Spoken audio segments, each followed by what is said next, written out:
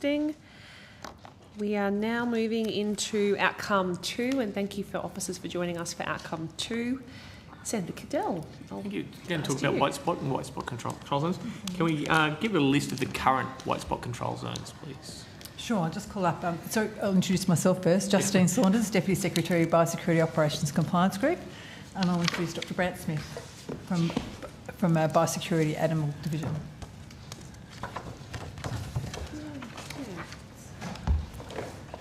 Thank you, Senator. Brant Smith, Head of the Biosecurity Animal Division. The white spot control zones, as we discussed in the last estimates, haven't changed. Yep, haven't changed. Haven't changed. So they amalgamated those two in New South Wales, and that's been the last of those changes. Okay. How many containers of uncooked prawns have failed testing in this financial year, 25-26 so far? Senator, I would have to check. We do assurance testing for those. I'll take on notice the actual numbers of that. There are still some failing, or is it? From memory, Senator, I can get some information for you on that quite quickly, but from memory, I think the previous compliance rate was in the order of about 98-99%, and those that weren't compliant were not released and either re-exported or destroyed, depending on what the importer wanted to do under our legislation. Yep, so if someone's looking at that for you in another room, how many boxes didn't pass this time compared to last year, too, if those numbers are available? All right, let's see what I can do. Thanks. Has the department formed a view or given any advice that we should be relaxing biosecurity controls on white spot at the moment? Are we seeing we're getting over it, or...? So we haven't relaxed any of our white spot requirements? Have you given advice that we should? No. Okay.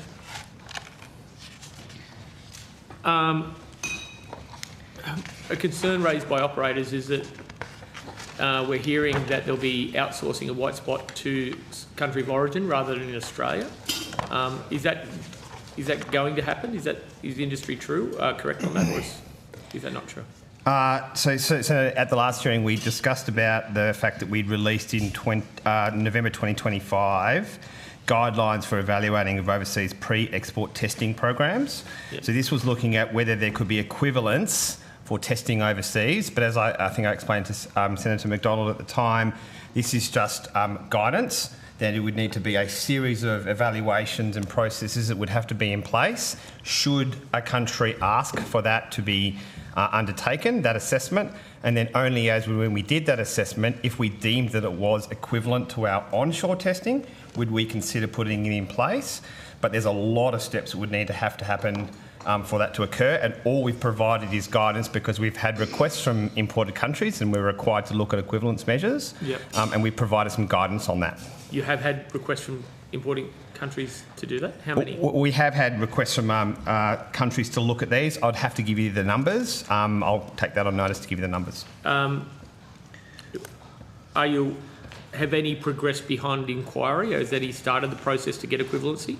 No. Okay.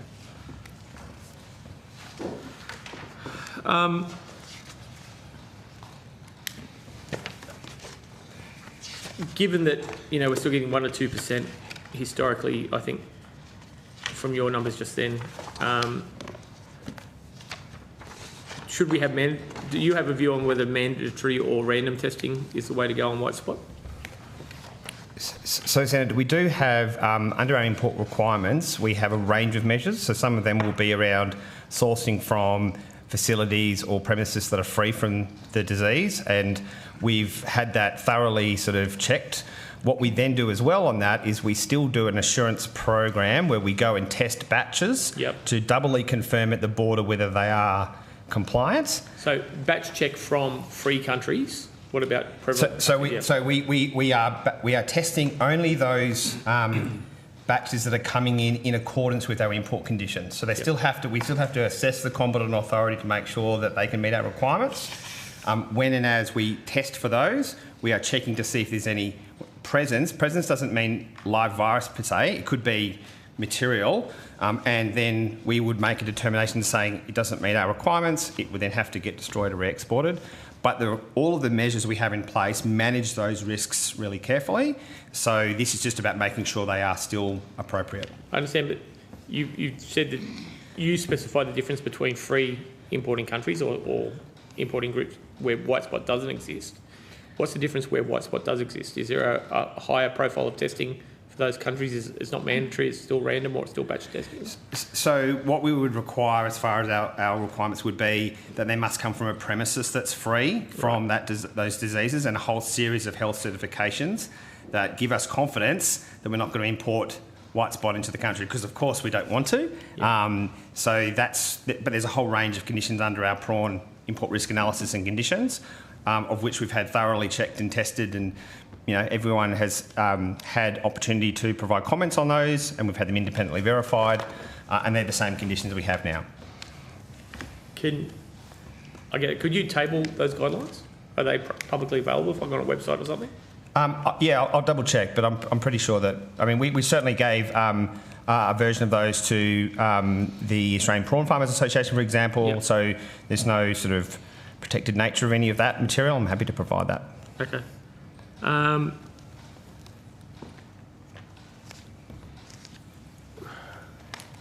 Australia has never successfully gotten rid of an invasive species or disease, where it's fire ants or varroa mite or anything like this. What's the prospects for white spot in Australia? Are you looking at that?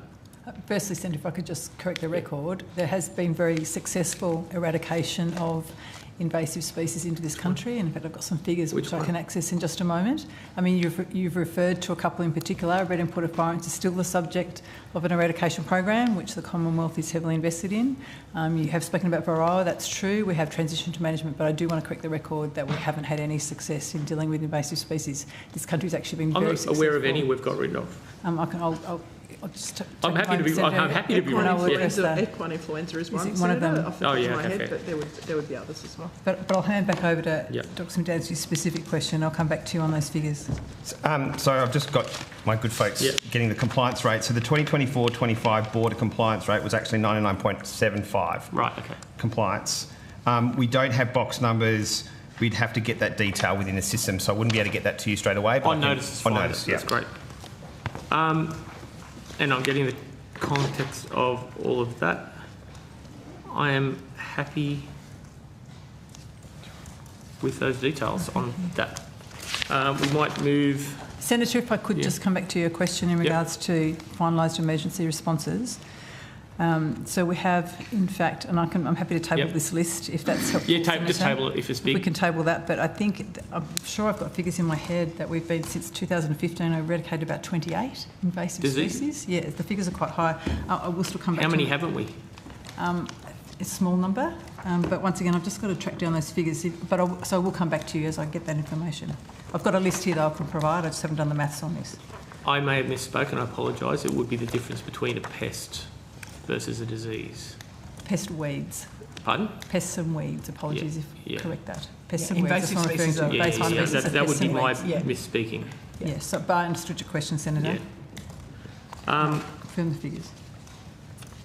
Okay, we might go to demersal fishing ban if I can.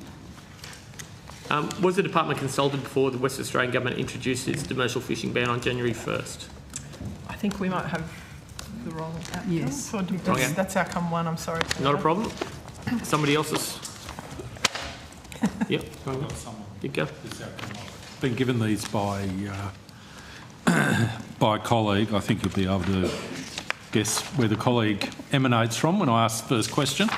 I want to talk about the issue with respect to continuation of deer management in South Australia.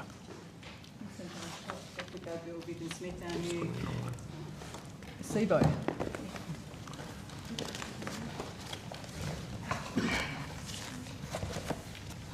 Demersal fishing ban.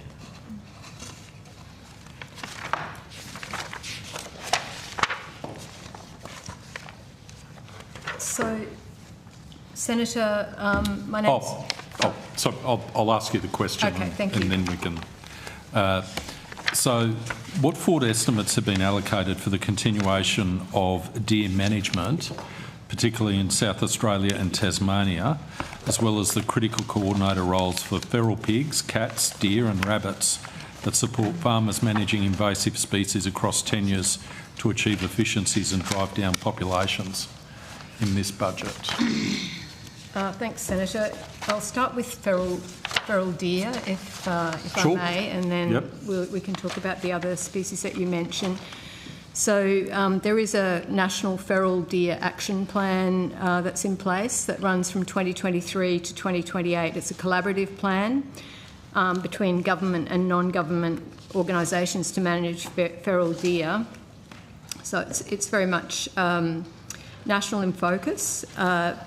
And to help deliver that program is the National Feral Deer Coordinator, who's based in South Australia, Right. and that's Dr. Jane McKenzie. So the coordinator works closely with PIRSA, where she's based, to deliver functions across Australia. But there is a program of work that is in South Australia. The Commonwealth has been funding the coordinator program until October 2027, and so we've invested in $8.7 million in feral deer-related projects under the Supporting Communities Managed Pest, Animals and Weeds program. So how much is it? Sorry to interrupt. Yeah. Is it possible to break that down By into state? how much would be spent in relation to activities in South Australia? Is it possible to break it down on a jurisdiction Yes, basis? I do have that breakdown.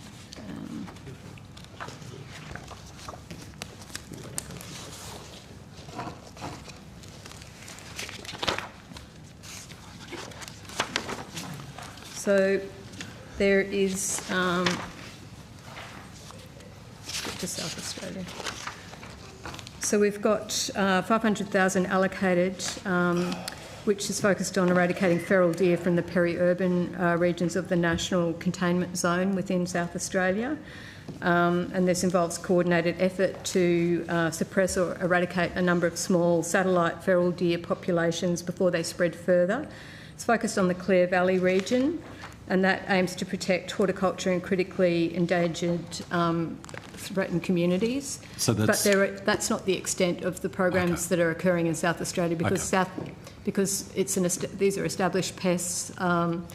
It's a shared responsibility, and so state and territory agencies have the lead responsibility for established pests. So there is a whole lot of other on-ground work that's going on feral deer within South Australia and elsewhere. Is there anything, and again, I want to make sure I do my colleague justice, in terms of the forward estimates, do you have is there a similar figure you can give me to the $500,000? Noting the caveats you provided. So we are contributing to the coordinator position until October 2027 as well. Until October 2027. Yes. So what happens after October 2027? So noting it's a shared responsibility, Senator, we'll also work with stakeholders about what next steps are. Whether there's a requirement to continue the coordinator role, I suspect there will be a view of stakeholders that there needs to be, and that of course from a Commonwealth perspective that'll be the subject of prioritisation by government and will be subject of budget considerations. Okay, thank you. So that deals with deer. My colleagues asked me to ask some questions in relation to other pests, feral pigs, cats, rabbits. Would you like South a similar Australia? summary then for each of those? Similar Senator? summary, yep. So in terms of feral pigs, again, we have a National Feral Pig Action Plan, which helps coordinate activities across the country. So there's Australian Government has been providing funding support to Australian Pork Limited to host the National Feral Pig Management Coordinator, and that's Dr. Heather Shannon. And so she supports the implementation of the Feral Pig Action Plan. Where's she located? I think she's... Queensland? Oh, no, I don't think she is based in Queensland. Perhaps we could take that on notice. Yeah, we can Senator. take that on notice. Okay. Heather? Sorry, that's a Yeah. football. Sorry. Yeah, sorry, we're a bit distracted. Chair, there's no bullying allowed in the Senate. Okay, if you can take, so if you could, and perhaps you could take it on notice to provide as much granularity as you can in relation to the deer, feral pigs, cats and rabbits, to the extent you can over the forward estimates with respect to South Australia. And I think that insight the Deputy Secretary provided in terms of just because the funding comes to an end doesn't mean that's the end. Yes, there's obviously going to be engagement with the relevant state or territory, correct? Correct. And Senator, I'd also like to put on the record that whilst they're important activities that you're referring to, there's a range of other activities that we support across the Commonwealth, both by ourselves and the Department of Environment, in addressing invasive species, which I'm happy to share with the committee also. But Sure, please. Happy to do that. And firstly, before I do that, just so I don't forget, Senator Cadell, just coming back to your question about responses. Since 2015, there have been 28 responses funded nationally. 23 have been eradicated and 5 have been found not technically feasible to eradicate. So which are the 5? You'd say that. I can tell you that. I can tell you that too. So that's, we have, and apologies if my pronunciations aren't correct. Some of these, well, yeah, I've read some of them. Yeah. Macao paper wasp, Cocos Keeling Islands. We have Panama disease. All sound terrible, don't they? Chestnut blight.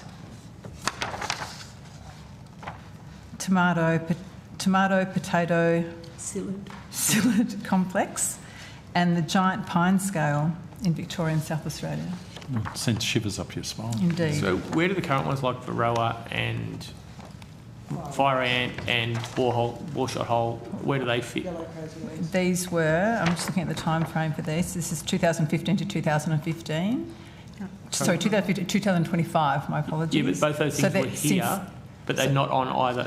They're not on that list at all. So this table, I should have been clear from the outset, Senator, that's 2015 to 2025. They've occurred during the financial year 2025 to 26. Is that correct? No, they were both there before that. Transition to management? Transition to management until that. That's my apologies. So when does that? When will that? 23. So the Varroa might transition to management some time ago, but the transition to management program has not yet been, well, it just completed in late February this year. And there are still some ongoing administrative matters, I think, with that program. And Varroa and what was the other one? Polyphagus shot-hole borer also transitioned to management more recently. So they're not sort of completed. They're not on either column because that's exactly right. Yeah. Okay. And the fire ants? Well, that's still an eradication program, Senator. So we still have an objective of eradicating by 2032. The emus beat us, these things are going to beat us too, I think. Sorry? The emus beat us in the war, so I think these things are going to beat us too. How many camels have we got? I'm sorry, Senator, back to your earlier question. As I said, there are a range of other measures that we have in place to support to address invasive species, but I thought it would be useful just in reflecting on because there's been a great deal of interest in this area. I thought it was really important to just flag, as I said in my earlier comments, that we do have a world-renowned biosecurity system and continue to experience significant fluid pests and disease incursions in many comparable countries. The government remains firmly committed to maintaining a strong, sustainable national biosecurity system, as invested more than $2 billion in additional biosecurity funding since 2022. That includes in 23-24 sustainable biosecurity funding package of more than $1 billion over 4 years, with more than $260 million per year ongoing. The department's biosecurity, and this was touched on much earlier in the day. The funding base for biosecurity in particular remains stable at approximately $928.6 million in 26-27 and $888.8 million in 27-28. And that reduction between those years primarily reflects the planned completion of Tranche 1 of simplified targeting and enhanced processing systems projects. My point being, that whilst there has been some reprioritisation, and you've raised some points in regards to particular activities coming to a natural conclusion and needing to be reconsidered, there's been a significant and ongoing investment in biosecurity, and we're actually very well positioned as a country. So the key for me is biosecurity operations have not been impacted by the recent budget reprioritisation, and no biosecurity activities have ceased as a result of these changes. So to what extent do you consider things like, from a Queensland perspective, Sure. South East Queensland perspective in particular, fire ants, which, and our acting chair is nodding sagely, they just keep expanding out and out and out from the areas that were where containment was trying to occur, but it's just been a steady increase. To what extent do you consider at some stage we need some surge funding to actually try and get on top of this, so that in 10 years' time, when whoever's sitting around this table and asks you what's the position with respect to fire ant, it can be on that list of eradicate? So two parts to your question, Senator. The first point is in terms of, if you talk about expansion, whilst it's been very public that there have been incursions that have been identified coming out of the containment zone, and I'll refer to my colleague in regards to the specifics of the number that we have, there actually hasn't been an expansion. And I think if you were to ask questions of the program, it continues to be effective. There have been some challenges within the suppression area, within the horseshoe that we've described to the Senate, to the committee before, in regards to the eradication zone. Within that, there have been some pressures on suppression, and certainly Queensland have indicated that they are looking to explore with national partners the potential for additional funding to support that activity, noting that the eradication will only be effective if suppression is also effective within the eradication zone. So firstly, there hasn't been an expansion. There certainly have been some incursions that have been identified outside of that zone, which have been managed and responded to very well by the program. Yes, there is questions in relation to the budget and whether additional funding would be required to support suppression, which would be the subject of consideration when the Queensland jurisdiction actually prepares the next response plan for the RIFA program, which will then be considered by all stakeholders. Because it's a fascinating area, because there's a tipping point. I don't know what the term of art would be in terms of management of these invasive species, but presumably they reach a tipping point when it transitions to that list we don't want it to occur on. So no, Senator, we're absolutely committed to eradicating this. We all know, and this committee has heard several times before about the cost of RIFA if this was if this wasn't eradicated. So that's our intent. Can I ask, and my colleagues asked me to broach this, in terms of the demarcation of operations, if you like, or who pays for what under the coordination agreements, including with respect to the threat abatement plans for the National Deer Coordination, is there a general rule with respect to who pays for what? I think this is a good point, because I think this issue has got conflated in regards to Commonwealth and interstate and industry responsibilities, and there is some variation there. So if you think about the Commonwealth's role, we have specific responsibility nationally for prevention, interception and emergency response coordination, while the states and territories and land managers retain primary responsibility for on-ground management of established pests and weeds. So that's the general lines of accountability. But what we do have is a variation of measures based on consultation with those stakeholders that have an interest. It is a shared responsibility. So what you'll see is variation. By example, I know one of the coordinators is currently funded, is it the deer coordinator, is funded by industry. The wild dog. Wild dog is funded by industry, but in the case of deer, that's been... Yeah, they're largely contributed to by the Commonwealth, but it varies depending on the actual pest. In the case of red imported fire ant, that's because it's under eradication. It falls within a different kind of cost-sharing model, where the Commonwealth pays 50%. It's very clear-cut. States and territories each pay a component. Yeah. Okay.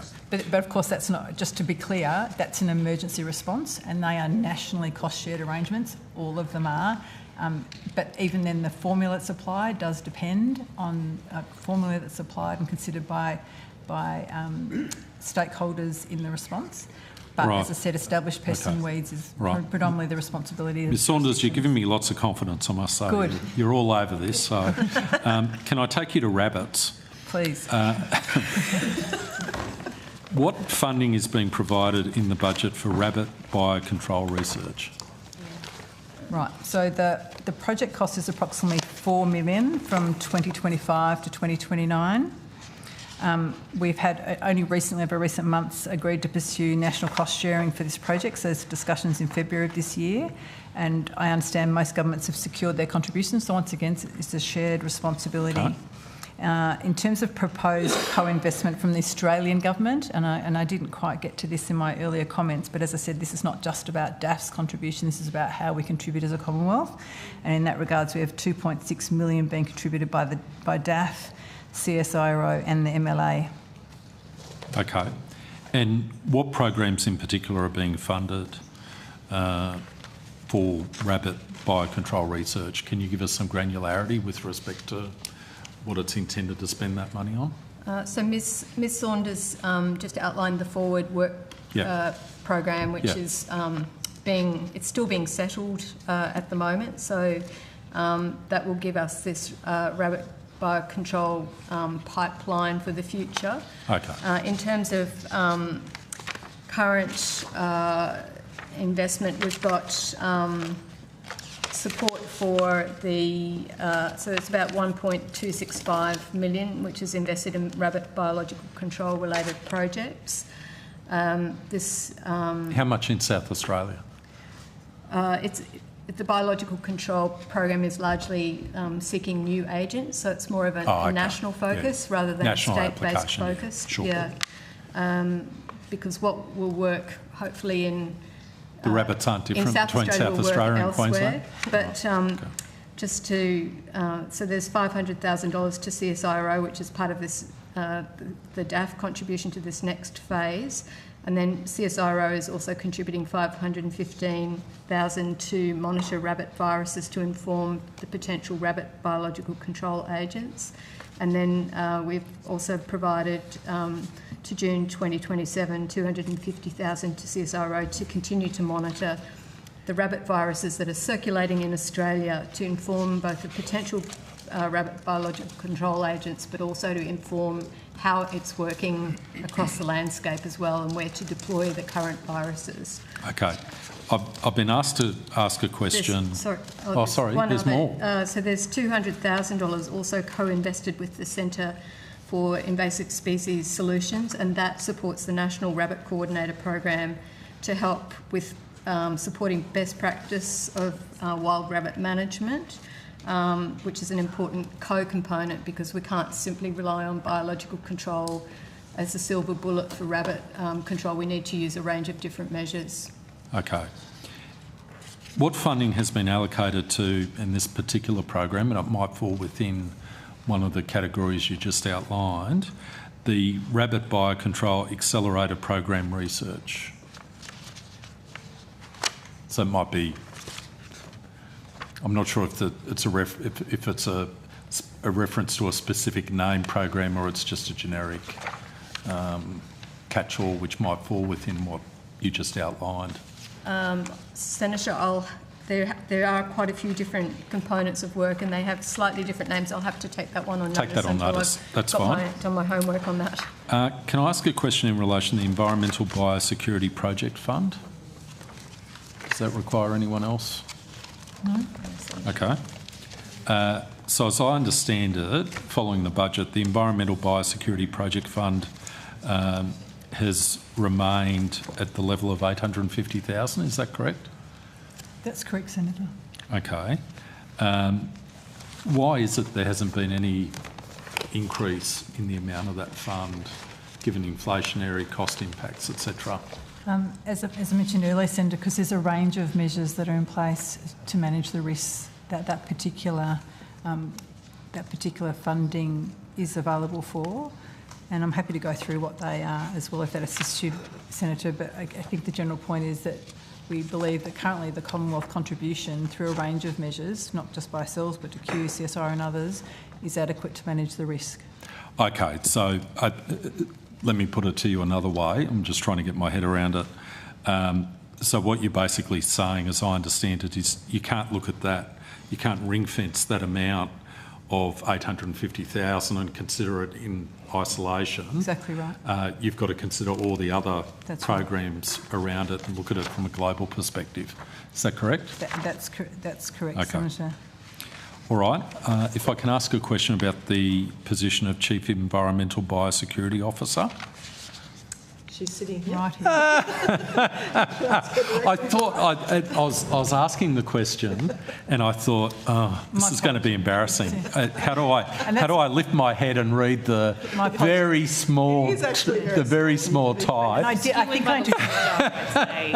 think I introduced her as SIBO, so apologies. I use the acronym. How am I full expected to title. read that? Yeah. Oh, well, Yes. lovely to meet you, Two very Dr. long Vivian names. Smith. Senator. I better read this question ahead before I ask it. So you've been, or I'll ask the Secretary. So Secretary, this position has been, as I understand it, elevated to a First Assistant Secretary level position. That's right. And why was that decision made? I'll ask Ms Saunders to help, but I think it was in response to a review that indicated we should elevate that role, and it was sort of a reflection of the significant responsibilities, but you can correct me if I got You answered it very eloquently, Secretary. I think it was happening in parallel. I don't think we were necessarily reliant on the review, but certainly an observation coming to the role. It previously was a FAS position before I came into the department, but certainly noting the incredible importance of ensuring that when we look at biosecurity risks, we make sure we have a very strategic view to the future risks, emerging risks in environmental biosecurity, and noting this is a consideration across all of our biosecurity work. Certainly we felt as a department it was important that we re-elevated the position to a FAS to get the necessary strategic leadership that was needed. Well, and I think it's a wise decision. I've been given confidence in terms of the answers I've received today. What's Dr. Vivian Smith, what's happening underneath you in terms of the structure beneath you? Has there been a change in that regard as well in terms of ASL allocations? No, Senator. It's remaining stable with much the same function that it's had. It has increased over recent years, as I get my feet under the desk, I'll be reviewing the structure, and if I need to make recommendations regarding capability or other changes, I can make those recommendations. Senator, we do work really closely with our colleagues across biosecurity group, in biosecurity animal, biosecurity plant, and so the expertise that we draw on is really very much across the group. So, because environmental biosecurity covers a plethora of different pests and diseases and different types of expertise and different types of work. So we try to tap into that as much as we can. And can I just add to that too, Senator? Vivian Smith's bang on in terms of the importance of this role, but also that it is a little different to the other chiefs that we have. Not only is there a requirement to work across and tap into the capabilities of resources across the division, across the department, but it also has a collaborative partnership relationship with DQ as well. So who are the other chiefs? So we've got them here today. We've got our Chief Plant Officer. Protection. And we've got our Chief Veterinary Officer. Oh, okay. I don't need them to come up. Okay. So how does the staffing under each of the chief positions? I don't want to cause a brawl here. But what are the different staffing levels beneath each of the chief positions? They all vary based on the nature of the business undertaken, because there are some nuances in regards to the responsibilities and priorities of each of the chiefs. Okay. I want to be very careful with my questioning in this regard. So you've only gotten your feet under the desk in term. Well, how long have you held the position? Since the 18th of May, Senator. And what was your position before then? I was the Australian Chief Plant Protection Officer. Oh, okay. I have a background in invasive species. She changed to chief hats. Potatoes. Senator, right. Yes, Senator. Okay.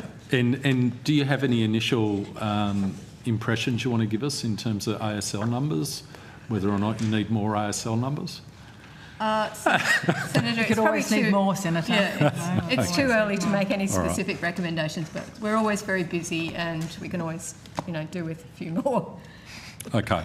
Last few questions I want to ask. Well, congratulations on your elevation. Is in relation to the impact of fuel costs. So presumably a lot of this work dealing with invasive species is on the ground, in the air, trying to track what's happening and getting engaging in practices that are addressing the issue. How's that impacting in terms of budget allocations? You've got those cost increases in terms of diesel, in terms of jet fuel, whatever it is. As soon as we, became aware of the potential risks arising from the Middle East crisis, it's something we've been closely monitoring, almost day by day, week by week. At this stage, there has not been any impact, but if we do see increases in costs going forward for an extended period, that will have an impact. That hasn't materialised yet, but we'll monitor very closely and we'll obviously continue to reprioritise and support where the highest risk is. Okay, so, potentially this is something that's, it is something under watching brief. Absolutely. And it could potentially, if the Middle East situation continues, cost of fuel continues to be at high levels, then there will need to be reconsideration as to the capacity to undertake the activities which you currently undertake. Is that a fair summation? That's correct. And I think to be super clear, the sorts of things that are done in this area would be at the higher priority list. We would look at those things such as diesel usage across the whole department. So we would not be cutting into sort of on-ground responses, although in this instance many of those are done by the states and territories. But in Ms Saunders' other part of her business is a high range of operations at the border as well. So we would always prioritise those and absorb any cost increases. It's not that we wouldn't do those things, it's just they will cost us more, and that would mean I have to find other resources to support that and prioritise to support it. Okay, well that's comforting. Thank you, Secretary. Thank you. Thank you, Senator. Scar will now rotate the call to Senator McDonald. Thank you very much, Chair. And I want to continue the discussion on feral pigs. It is... Didn't get back for long. Yeah, so Senator Scar is the good Queensland senator. He's smart, he's thoughtful, he's nice to people. I didn't get any of that. And I want to talk to you about what's actually happening on the ground with feral pigs. So, 26 million pigs, and they continue to explode. They are a massive problem everywhere I go, whether it's driving up to a water bore and they're in the troughs, whether it's in the rainforests and they're eating turtle eggs and cassowary eggs, whether it's going down south and they're carrying Japanese encephalitis. This is an incredibly serious problem, and I want to shout out to the work of Heather Shandon and as a feral pig coordinator and all of those people. But we're not seriously putting any effort into it. And so I want to talk about what is the measurements of success for the department, because, Secretary, when you said that we have a great record on biosecurity, I don't know that I agree, and that's not a criticism of anybody, it's just our reality of a massive continent, a massive coastline, and animals who arrive and go, yippee, no major predators and, everybody's soft and squishy and delicious. How do we don't get rid of them once they arrive? So pigs is something that there's a great deal of enthusiasm for shooting. I do have a problem when I go into regions and I say, what are we doing about pigs? And they say, we've got to get rid of them, just not all of them. Yeah. Because what would we do on the weekends otherwise? I think, just to clarify, when I was talking about biosecurity successes, we were talking about, management of exotic pests, so both at the border and the range of things that Ms Saunders talked through in terms of successful eradications.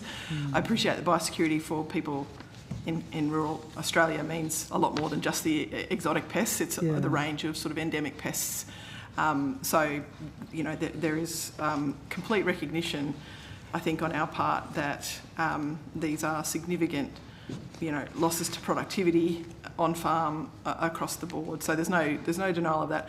I think we have a vexed issue of the Federation that we need to talk about. I know no one likes really talking about it, but you know, the issue is most of these things are the responsibility of the states and territories to manage. Where the Commonwealth gets involved, we coordinate, we do strategies, we provide funding for coordinators. You know, the actual on the ground work is mostly done in states and territories, and it's always been, you know, a consistent challenge for us to be able to, you know, I think people want the Commonwealth to step up and take responsibility for everything, but the reality is we can't do that. We don't have the resourcing or actually the regulatory levers and other things to do that. So I'll just say that by way of overarching kind of comments, and I don't want to diminish. I don't want you to think I'm diminishing the impact of some of those issues on producers, because I well understand, having had some feral pig chasing in my youth as well. So I will ask if the team wants to add to anything in relation to our involvement with pigs in particular. So in terms of impact, Senator, and I'll probably defer to my colleague to share more of that with you. As the Secretary said, this is a shared responsibility, whereas certainly we are responsible at the border in regards to dealing with exotic pests, weeds, diseases, absolutely. And if you consider feral pigs, I guess the point is it is a shared responsibility, and we have a national feral pig action plan to reduce the impact of feral pigs, and that's been an agreed plan by states, territories and industry, and was agreed in October 2021. I don't actually have the plan or reporting against it to be able to tell you, what has it delivered in terms of impact, and you would probably get a better sense than I, Senator, from your engagement on the ground about how impactful that is. But all I can really share with you today, though, is what the Commonwealth Government is contributing to that work. But I don't think that goes to the heart of your question in regards to outcomes. But certainly the Commonwealth has made a contribution. Yeah. And I can talk through the figures and the dollar figures that are contributed, but I don't think that addresses your question. So yesterday or the day before, it all merges a bit, I went into the Environment and Communications Committee and asked them questions about what they're doing to protect native species, particularly turtles and cassowaries. And they said, feral pigs, that's you'll have to go and talk to agriculture about that. So they're putting money into protecting native species, but they're not putting any money into helping you eradicate feral pigs or the states. So I'm listening carefully. I understand everything that you're saying, but if we're not reducing numbers, then we're failing. And we're really good at admiring the problem and providing some coordination and a website, and we'll keep talking about it, but I don't know how we're going to turn our minds to actually clearing areas of pigs.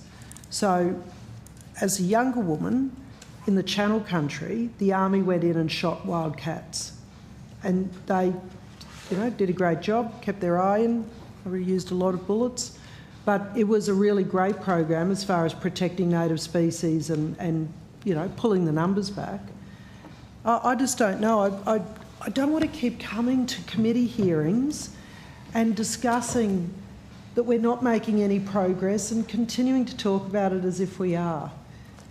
Well, Senator, I'm happy to take on notice and come back to the committee in regards to what impact the action plan is having, because that will require consultation with those lead agencies. So that's, in this instance, you're talking about the Queensland Government. So we'll engage the Queensland Government in terms of what's their views on the impact of the action plan and what more should be done in that regards. Could I, I'm sorry to interrupt, but could I also suggest you talk to Environment and prize some money out of their cold dead hands, because they're spending billions of dollars on protecting the Great Barrier Reef, but not a cent goes into stopping feral pigs digging up river streams and putting sediment into it and killing turtles and whatever else. I mean, blaming farmers for it while they're at it. So if there's not a coordinated strategy, the money's wasted, and you're more practical and focused than other departments, I'd suggest, and that would be a program that I think would be worthy of talking about, is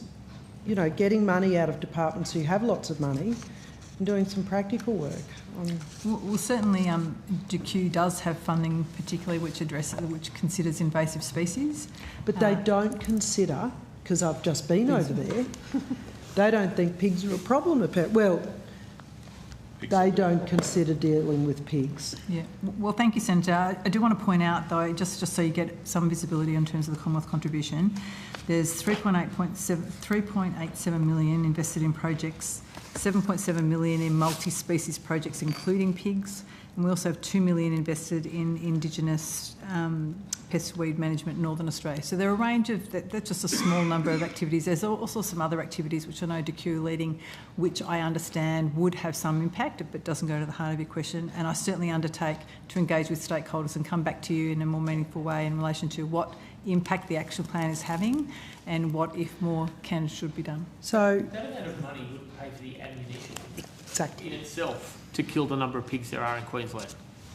That's what we're dealing with here, the quantum. Don't have a go at the intent. You couldn't buy enough 30-30 rounds or something big enough to take down a pig at that number to take everyone out in a year. Wouldn't do it. And that's if you're a good shot. And I get that you're not running the program but, you know, there used to be an aerial shooting program for the cane farmers, because you talked about Panama, Trace 4. That's what spreads it, is pigs. That's what's spreading it between farms. I mean, we could do a whole lot of great work environmentally and agriculturally if we actually turned our attention to programs that reduce numbers of pigs. And I'm sorry, this is, you know, I feel like I pounced on you when this is, you're here to report on a very well-meaning program, but it's doing bugger all, and pigs are out of control, and they are, and every day we don't do something about it. I say that we need to shoot 25% to keep the numbers stable. Heather says 70%, so I've learned something new today, but it is the vast, we would need to be shooting, killing, whatever way. What's 70% of 26 million? Anyway. 18 yeah. 14 points.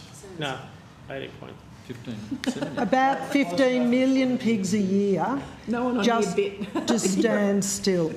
And I don't get a sense that we are seriously doing that. And environment should be taking responsibility for this, because they're the ones who want to protect species, and yet they're doing nothing about it. I'm hoping I can get the Senator Faruqi and the Greens on board with my feral pig campaign, because I think it's the biggest thing we could do for. To be fair, they do it to brumbies, they should do it to pigs. Yeah, and camels. So we rely on landholders to go out and shoot thousands of camels in order to protect land and native species and anything else that's happening. But nobody gets any help for that. I'd have to take that on notice, and I'd have to get it by Senator from jurisdictions. Be careful of the answer. It has a history. I was having lunch with a former colleague who had a passion for camel eradication recently, and just like it's hundreds of thousands of them. Just one follow-up on the pigs. Are you still going, Senator? I am. Yes. But I've aroused excitement to the community. Well, I was going to ask about camels, and so I couldn't help myself. Just before we get off pigs, just one follow-up question on pigs. A specific concern that's been raised with me is frustration amongst farmers, producers, in relation to feral pigs located on Defence Force property. Yeah. Which are on Defence Force property. The state government can't do a damn thing about pigs on Defence Force property, and then they're coming onto their land, and so they eradicate all the pigs in their area, but then they're just moving back onto their land from Defence Force property. So great project. We and can have national parks. Federal Defence Department, Federal Environment Department, Federal Ag Department, you've got all the money, all the ammunition, all the, you've got all the tools to have a great feral pig program. So just that particular question, what coordination is there with the Australian Defence Force? I'd need to take that on notice, Senator. Yeah, because you understand the issue in terms of... Yeah, indeed. That's right. We appreciate the feedback. We'll keep going with Senator McDonald's question, and then we will rotate over to Senator Faruqi. Thank you. So I'm still sitting with feral animals, feral pests, but I'm moving to North Queensland and invasive weeds, particularly prickly acacia, Chinese apple, and others, Parkinsonia, Parthenium, mesquite, mimosa. So my question is, generations of landholders in northwest Queensland who've spent millions of dollars and decades trying to eradicate invasive weeds across their land and waterways are contacting me. They're at their wits' end and in tears because they are losing the battle against weed control. I assume that you're well aware of the rapidly expanding infestation in northwest Queensland of prickly acacia. Is the department undertaking a review of vegetation management and land clearing regulations that landholders say restricts effective long-term weed control and land management? Who should I direct that to? I think if you're talking about land clearing, we're probably in a slightly different territory in terms of responsibility, even within DAF. Sorry, Senator, but you know where I'm going, though, is absolutely. that we've got legislation here that says you can't clear country to remove rubber vine, the list of species that I've just identified, and replant with native species because the legislation doesn't allow you to. Yeah, I'm happy to take that on notice, and others may know a bit more, and I'm sure at the very least we can talk to our colleagues in DQ as well. I'm sure it crosses over a little bit into their territory as well. Well, it does. The EPBC prevents a lot of environmental management. Does the department engage with landholders on the management balance of environmental protections and invasive species control? It's predominantly done at a state level, Senator. Once again, it gets back down to how the risks are managed on the ground, and that's by jurisdictions. Right, even though it's federal legislation that is overarching this. I would have to take on notice any EPBC Act sort of touch points in the question you raised, so I'm happy to do that. I'm happy to provide you with some specific examples if that would be helpful, so that you can say, here's it. I'm happy to take those. What immediate programs and or supports are in place to eradicate prickly acacia beyond the $20 million Southern Gulf Prickly Acacia jointly funded program? So, Senator, prickly acacia is quite widespread in Queensland, so we would normally discuss that or frame that in terms of management, population management, rather than actually being able to eradicate it. It's been deemed ineradicable for many years. There has been, I think you might have mentioned the Gulf Savannah work that's underway, so that's been able to treat a large, I think it's close to 400,000 hectares, and there's been a range of other collaborations with landholders, managers, community and education products, as well as an identification guide that's come out of that. So that was a research and development project recently with the University of Queensland.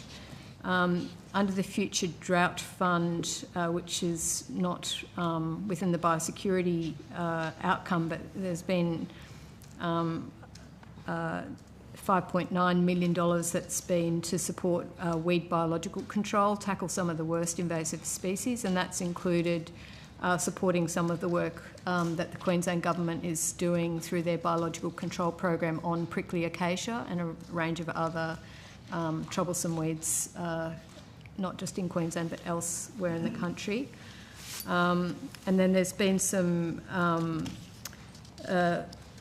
funding that came through following the in 2019 following the floods, because species like prickly acacia are particularly problematic following widespread flooding, because the seeds are washed through the catchment and cattle are moved from one property to another and often have prickly acacia seeds within their gut system that can help contribute to the spread. So that funding was there to reduce the impact of prickly acacia on primary producers and the environment in affected areas of northwestern and central western Queensland, and that went to 3 different NRM groups as well. And then there's been a range of other historic investments into biological control for prickly acacia, it's a particularly difficult target, but so far there's been a number of agents that have gone through to being released, so 6 different insect agents, and 2 of those have established. I think there was a recent, through the Queensland program that I mentioned earlier, that the Commonwealth is co-funding, there was another species that was released about 3 years ago. So it is seen that requires a sustained, coordinated effort across the landscape, preventing it spreading to new areas, suppressing it where it is in situ in a coordinated fashion with groups of landholders, and obviously some of these properties are very large, but also continuing to invest in programs like biological control may provide that longer term solution to enable I guess land managers to not have to focus so much on that particular weed. So that funding that you've just gone through, some of that is available through the NRM groups to assist land managers for weed control throughout on their property? So that was provided post flooding from 2019 to 2020 through to 2023-24. So that's finished? Yes. So are there any current programs that they can apply to at least get financial support for managing this? I'll have to take that on notice. I think Dr. Vivian Smith mentioned the Future Drought Fund. Again, I'm not an expert. That's on that, and I will take it on notice. But as to whether that's currently open, but that is a part of Outcome 1, so we can just check with our colleagues and see whether there's anything currently open or whether there would be in the future. That's great. If you could come back to me. And that drought fund money is money that survived the cuts? Yes, so exactly. Sorry. No. The reduced spending envelope doesn't remove the opportunity for future grant programs, Senator. Reduced spending envelope, such a nice way to say it, isn't it? So this is a problem. So we're identifying that what possibly could have been the only fund available to assist people? I wouldn't go that far. Okay, you're going to come back to me. I'll come back because I just don't understand the exact nature of the grant opportunities within the buckets of money available at the moment, which are still currently available. So I'll check with the team and come back. Okay, on notice when you do that, please. Yes. Could you tell me what overall funding is available for weed control throughout the country? What funding to eradicate invasive weed species is allocated to North Queensland, to the Northern Territory and to Northern Western Australia? If you could come back on those. And then with that same focus on what money is available to land managers, landholders, to help them. 3 different opportunities. And then the final question I have is I've written to the Minister, probably not this current Minister but previous Ministers. There's a project in Queensland. They have done trials for prickly acacia as a biofuel to Japan. They've now got contracts to export it to Japan. And yet when I've written asking for permission from the Minister for them to export an invasive pest or weed, I can't get a Minister to respond to me. Well, David Littleproud did. He wrote me a letter saying, or to the project, yes, once your thing's in place. But since that, I haven't been able to get a Minister to say, here's an economic use for this weed and we will back you in putting it into pellets and sending it away. Well, thanks, Senator. So when I write to you, or when the project writes to you soon, I hope you go, oh yes, I know what that's about, and that's a very good idea. Senator. Yep. Senator, we'll take those questions. I just thought it might also flag, I've mentioned that there are a number of funding measures available that go to these issues, and I just thought it'd be useful just to flag those, noting that these will be some of the sources where this funding comes from. So we have the saving, which is I think the measure you're referring to in terms of DQ, the Savings Native Species Program, which was just received an additional $99.6 million in 26-27, extends the program for 2 years, and that would probably be the mechanism you're referring to in terms of engagement with DQ. We also have under the Natural Heritage Trust, 95 of the 111 regional projects include pest, animal control and or weed removal activities. And it might be in your interest, Senator, potentially when GRDC is on tomorrow, so the Grains Research Development Corp, they've also invested $25 million alongside significant partner contributions into the National Weed Management Initiative. So they should be able to give some further information in regards to the work being done there. All right, so when you come back to me on notice, I think what I'm looking for is specifically assistance for landholders for poison, for physical removal, for whatever are the other programs that people are using currently. Because I want to go back to these people who rang me literally in tears saying they just can't keep managing their land because every season it's back. Yeah, and we'll come back to you, Senator. that'd be terrific. Can I share the call and you'll come back to me? Thank you. Thank you. Senator Turkey? I just have some questions on animal imports, specifically greyhound imports. So I invite Dr. Brett Smith back to the table.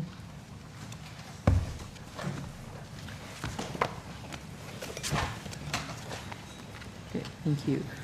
So in April 2026, the New Zealand government passed legislation banning greyhound racing from 1 August 2026. And the legislation established a greyhound transition agency specifically to oversee the rehoming, I think, of estimated 1,500 dogs remaining after racing ends. A leaked Facebook post from a private greyhound racing New Zealand group has shown that Greyhound Racing New Zealand is organising a charter flight from Christchurch to Queensland in early August with the capacity of 70 greyhounds, with the message explicitly asking participants to please keep this information confidential. And this does appear to me to be kind of a deliberate attempt to avoid the Greyhound Transition Agency, and is being organised covertly by the very body that is supposed to be winding down the industry. The Deputy Prime Minister of New Zealand, Winston Peters, stated at the announcement of the ban that the dogs will be rehomed, not re-racetracked. So if these dogs that really should be retired and finally enjoying life as a companion animal, if they are being sent to Australia to be trapped in racing, if they survive, they will become the responsibility of Australians to rehome. And you would know we're already at a rehoming crisis. Has the government received any notification to import these dogs? Thanks, Senator. So, Brant Smith, I'm head of Biosecurity Animal Division. Yes, we are aware of this charter flight. In fact, we have been negotiating directly with New Zealand MPI, so our equivalents, on this consignment coming through. So we are working with the authorities to bring them in under our companion animal normal import protocols. So for that, they would need to meet all the Category 1 requirements in New Zealand. So they have to be fit for travel, they have to make sure they meet all our certifications. And then when and as they come to Australia, and I understand that this consignment's probably going to come in July, from what we understand, talking to our counterparts, so long as they meet the import protocols, so long as they are certified fit for travel, which is done by the certifying vet in New Zealand, then they can be released into Australia. As to how they are then used, that's not something that we have control over thereafter, because they're being imported as companion animals like other animals. And this is not unusual. We've done this before as far as bringing consignments of greyhounds into the country under those conditions, and I think we did so last year in April as well. So 70, how many greyhounds were brought in at that time? In the previous consignment, I think was approximately 80 came in a similar way, and they were just imported under our normal conditions. And then when they get here, because they're a Category 1 country, they don't require a permit because they have the similar health status to us, and they don't undertake quarantine, but they still have to meet requirements around identification and residency. So we need to know that they've been in New Zealand and they're not just transiting from elsewhere. Once they've met those requirements, they can then be released out of biosecurity control. And they were imported here that as well for companion animals? So they're imported. We treat them as any other companion dog or cat condition, so there's no specific... So they could be racing here in Australia? So they could be being raced here in Australia? They could be, or they could be rehomed, they could be pets. We only import them for the purposes of biosecurity control.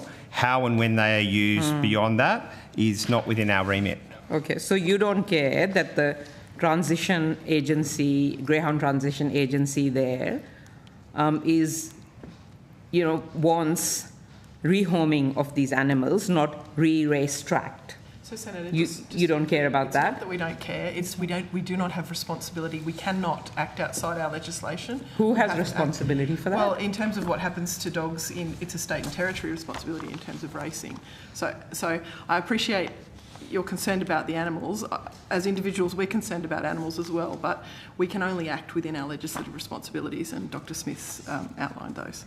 So the minister has no discretion to delay, to refuse, or to place conditions on the importation of these dogs? It's not a decision of the minister. Yeah. Senator. Sorry? It's not a decision of the minister. So the minister has no discretion on that? It's a decision of the department as the regulator. Yep. So under our Biosecurity Act, we can only look at whether they meet our import requirements, as long as they meet our health requirements, etc., and that they're fit for travel, and then they are imported as a companion animal. As to how they are then on-used or rehomed or others, that's outside of our regulatory responsibility. So even when you know in this instance that they obviously are going to be raced, like there's already a major issue of rehoming greyhounds that are so cruelly treated in Australia in the racing industry, you clearly know that they are going to be raced, and even then you will do nothing. So we don't know that they're going to be raced. Well, I think you do know that. Well, Senator, I think this is a New Zealand requirement. So in terms of New Zealand meeting a public requirement, as you've stated it, that would be a matter for New Zealand. And as I said, once they're here, as long as they meet the requirements that Dr. Smith has outlined, that is then a matter for the relevant authorities that look after the treatment of animals. So why do you think mostly this states and operation is being territories. called a covert operation? I don't know, because it seems like we know about it. How long have you been negotiating with these dogs to be brought here?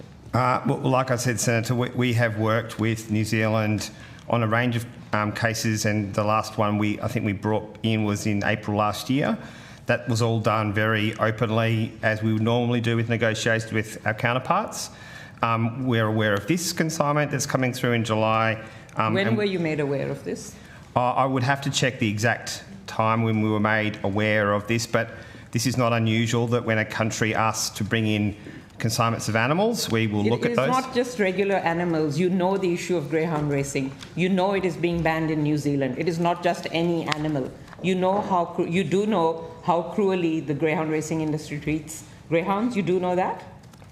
So Senator, this is outside of my remit. I'm not trying to be. No, but you are importing animals here. So I'm just asking you a question. Do you know that hundreds, thousands of greyhounds are killed by the racing industry in Australia, and the same thing was happening in New Zealand?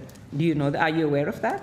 So, Senator, I'm a veterinarian. I have worked in private practice. Yes. I do know about industries and the like, but I guess in my capacity here, all I'm able to do is to work within the requirements that we can under the Biosecurity Act for this purpose. Do you know of the previous consignment where those dogs are?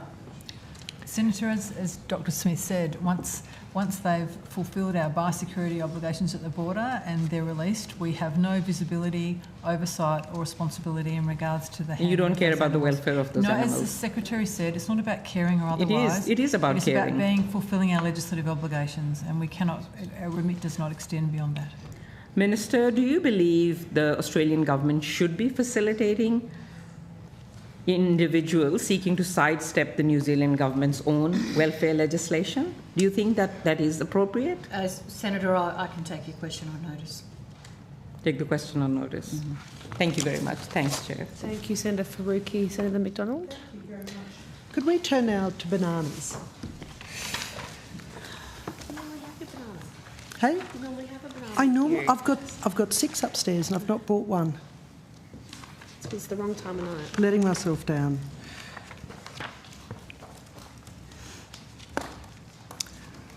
I'm just alerting the banana growers that we're about to do the questions.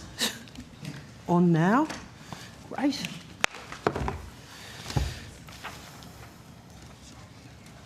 Okay. I want to ask some questions regarding biosecurity risks to the northern banana industry. We've discussed it at the last estimates. Since we spoke last time, you will have visited the Philippines. I want to ask, on what dates did the visit take place? Thanks, Senator. And I'll introduce Dr. Alison Jones, who's currently acting the First Assistant Secretary of our plant area. Alison. Thank you. Yes, we finally have been able to undertake this visit to the Philippines, and this was from the 23rd to the 27th of March. How many people attended? We had a delegation of 4 from the department, and I can outline what expertise they had. That'd be good, thanks. Yes. Senator, can I also just add, only because Dr Jones wouldn't have been familiar, but if you recall, the last hearing you made a request in regards to ensuring we had independent expertise from Queensland, and we did have that expertise as part of that delegation. Perhaps, Dr Jones, you could add who that individual was and their capacity in which they participated. Yeah, that's right. And in relation to your suggestion to take an experienced banana plant production systems person, we did that. So they were one of the delegation. One of the 4, or that was in addition to the 4? That was part of the 4. Mm-hmm. And then we also had a highly experienced auditor. We took a risk assessor, and then we had a tropical plant pathologist who had experience in bananas. And in addition to those 4, we also were accompanied by our agricultural counsellor, who accompanied and helped facilitate a lot of the visits and the arrangements with our Philippines government counterparts. I had asked that the independent scientific or the banana expert that went be somebody approved by industry. That occurred, Senator. We did consult, and the feedback was very positive in regards to the selection of that individual. Okay, so that was the tropical plant expert? That was the plant productions agronomist that the Department of Queensland and Primary Industries, in consultation with the banana growing industry, had suggested that we take along, and that was able to be facilitated, and so we worked to take that person along with us. So again, in addition to the 4? That's part of the 4, so 3 from DAF and 1 from the Department of Primary Industries in Queensland. So you've got the auditor, I'm assuming that's not the expert, the risk assessor, that's not the expert, the tropical plant person, that's not the expert, is it the assessor? Was that the expert? It was a plant production systems agronomist who had experience with banana growing. I'm sorry, I'm being difficult. I'm just trying to match, of the 4 people you described, the assessor, the auditor, the risk assessor, the tropical plant person, and the agronomist. Oh, the agronomist. Okay, who had extensive experience in banana growing production. Okay, and that was the one that was agreed with industry? That's right. From Queensland? Yes. Banana expert? Yes. Fabulous. And then the ag counsellor you met on the ground over there? That's the 5th person? Yes. Okay. Will you need to visit the Philippines again? If so, when and how often? At this point, we have enough on the ground experience and observations to be able to complete our draft risk analysis report. That's not to say that further down the track, if and when things progress any further, and that's obviously dependent on a lot of steps in between, then of course we would go and visit again. But at this point, we don't need to undertake any further visits. Okay. What was the cost of international and domestic flights, accommodation and sundry costs for the trip? For the components that we were responsible for, that was with an envelope of, I think, $67,000. I can double check that figure, but that was the upper limit of approval, and we were well within that. I will just add that that also includes all of the on-the-ground travel while we were there, accommodation, security, attaches that were part of the trip. Thank you. How many plantations did you visit? So the delegation visited 5 farms producing the Cavendish bananas for export across the 3 main provinces that produce Cavendish bananas. They were Davao del Norte and Davao de Oro, which is in the Davao region, and then also in Bukidnon in the northern Mindanao region. How many in the northern region? How many of the farms? I might need to take that one exactly on notice because some of those were within those other ranges. I gathered that. Thank you. At the additional estimates in February, you referred to a system whereby Philippines exporters register plantations that would be eligible to export to Australia. I assume they are the 5 farms. They would all be eligible to export? A range of farms would be eligible to export, and these regions and farms that we visited are in that region. So whether they choose to down the track, if and when that's an option, then they would be within that remit. Okay. Did the system for registration meet Australian conditions for export? So the delegation observed a number of different activities in relation to the farm production facilities, how they manage the pests, how their packing sheds worked. This information will form part of the draft report that we will now get full swing into, that we have some of this information, but it won't be the only information that we'll rely on in our assessments. And so I think it would be difficult to provide you with an assurance at the moment because this is only some of the information that we'll use in our report. Thank you. In the 26-27 budget, there is additional funding for biosecurity. Is this funding mainly for the Australia Centre for Disease Preparedness, which focuses on animal and aquatic threats? I think that question... Senator, can you ask that question again, please? In the 26-27 budget, there is additional funding for biosecurity. Is this funding mainly for the Australian Centre for Disease Preparedness, which focuses on animals and aquatic threats? I'll have to take that on notice, Senator, because I'm not... Do you have a figure? I have not marked in a figure in my question, so unless somebody texts me while... I'll have to take that on. Apologies, here. Senator. We'll have to take that on notice, noting, as in my earlier comments, our budget certainly remains stable. I don't recall,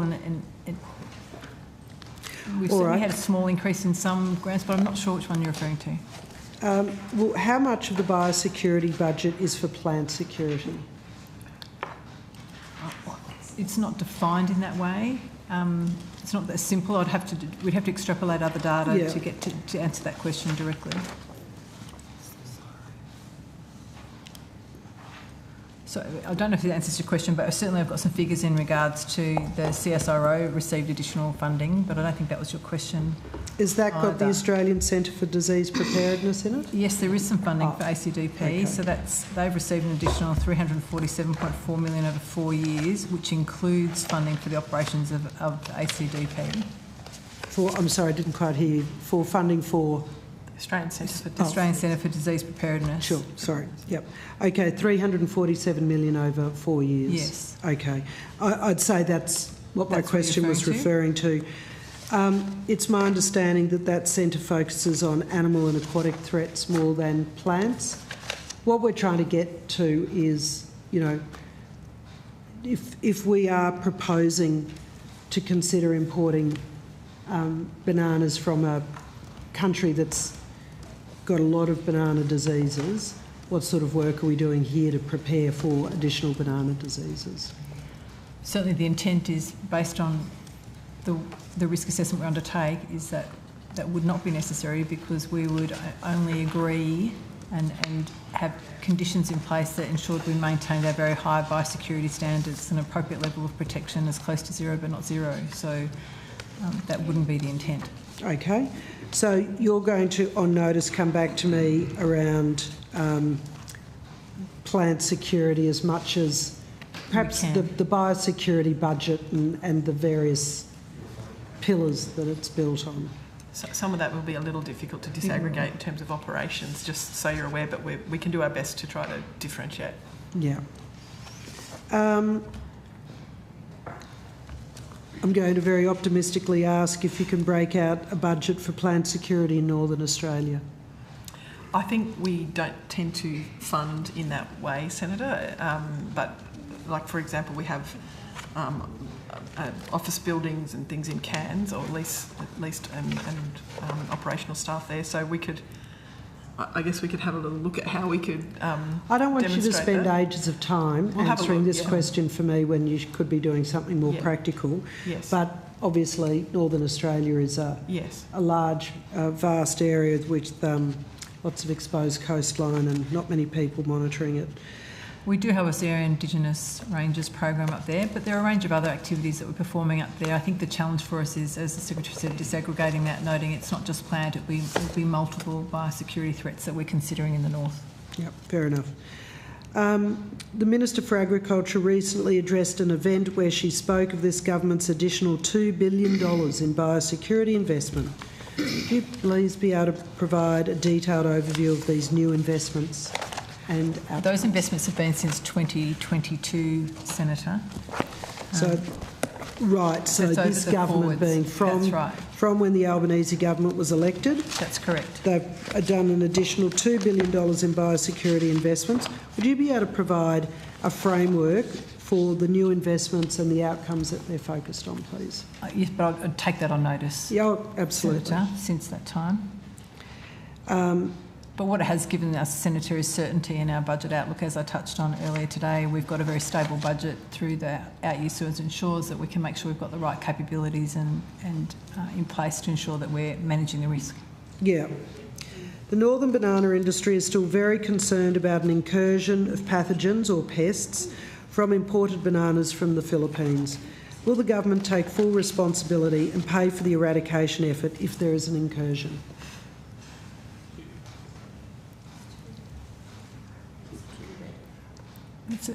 I'm just reflecting on your question, Senator, in terms of, as I said, the intent through all the work that we're doing is to ensure that there is no incursion.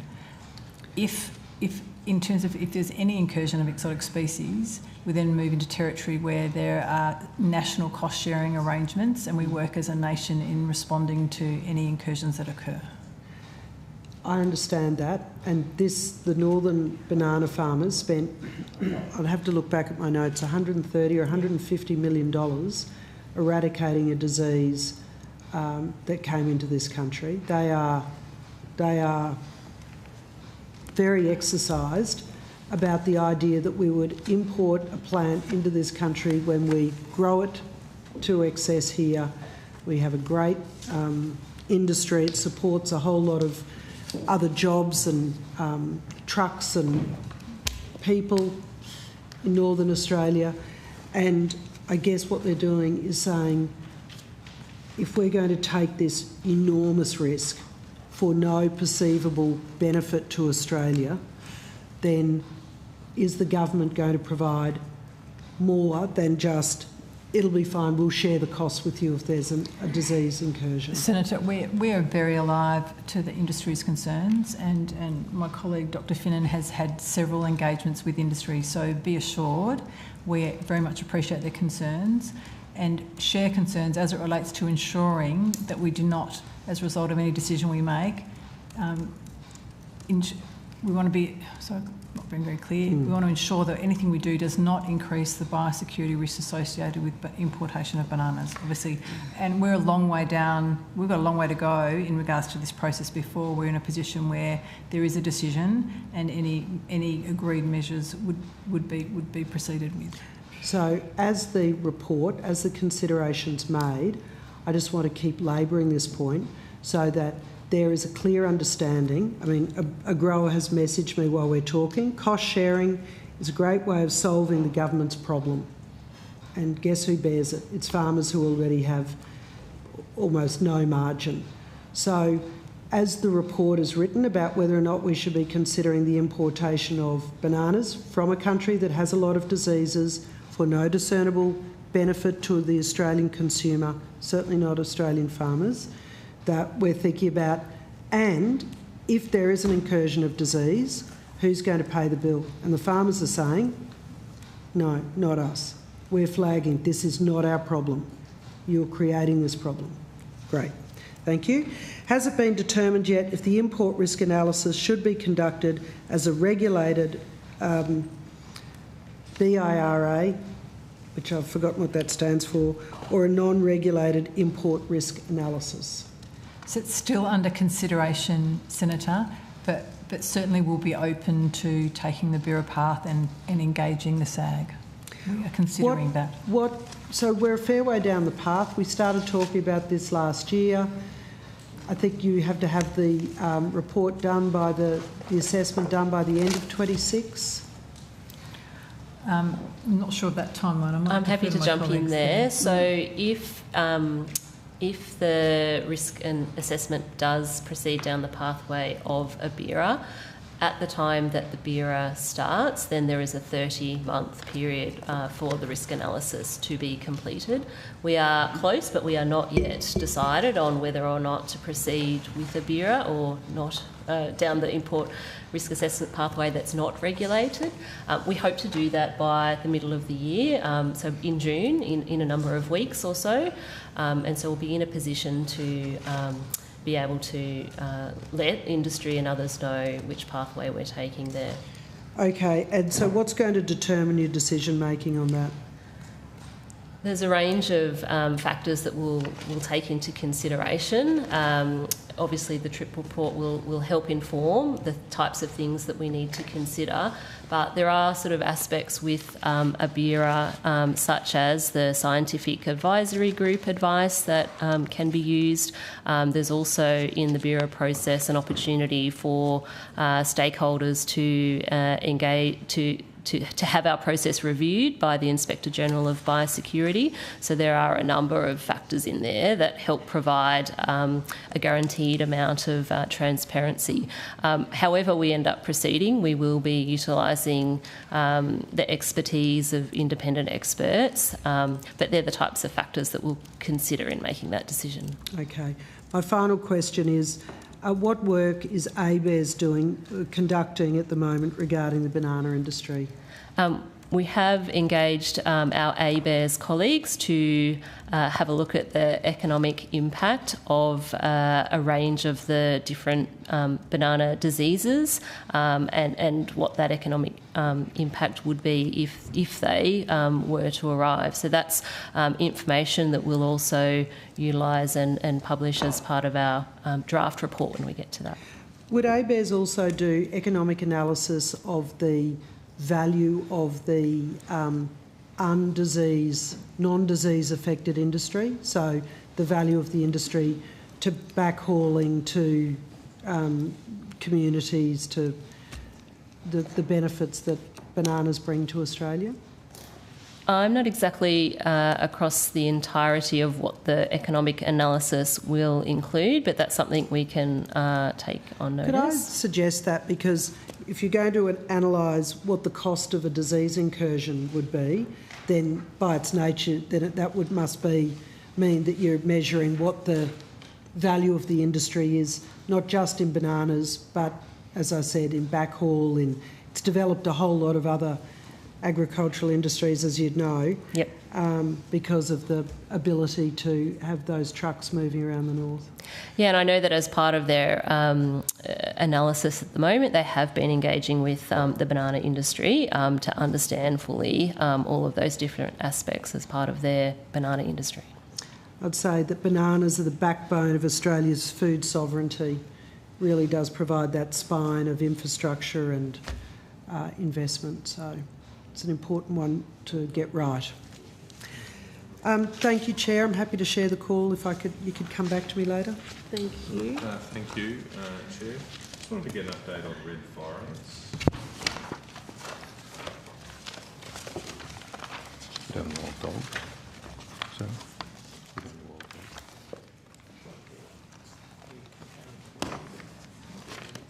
Have we done wild dogs? No, we haven't done dogs. We didn't really get into... No. Oh, we have done fire ants. We got a red crazy fire ants. Okay. Yeah, Sorry, I wasn't here. we broadly did invasive species, but we didn't specifically... Okay. Well, I'd be particularly interested to know whether we've what the status of the outbreaks that occurred in central Queensland.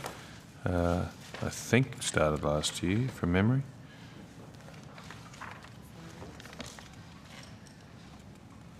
Have we got anyone on fire ants? Senator, would you like me to? No, please. Senator Gabrielle Vivian Smith, the Chief Environmental Biosecurity Officer.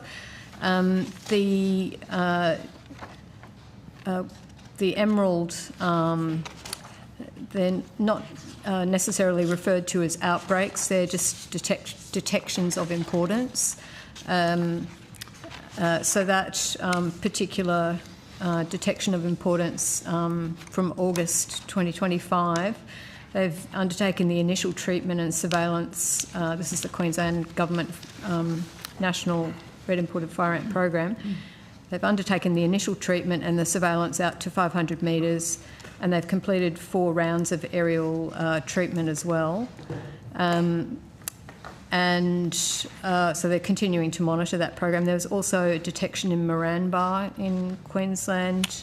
Moranbah, I think. Moranbah, sorry. That's all right. I've got it wrong before. It's okay. In July and August 2025, and that has also undergone the initial treatment, surveillance out to the 500 metres, and 4 rounds of aerial treatment completed. Okay. So is that ongoing, that treatment, at the moment? There's not a decision taken that there's no more risk? So they have a specific protocol when they detect one of these outliers, and they have to do a certain number of rounds of treatment. So they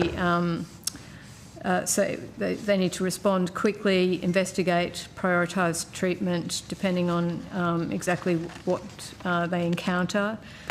This is usually direct nest injection, and then at least 2 rounds of broad-scale treatment, and then they need to monitor for at least 5 years to confirm the proof of freedom.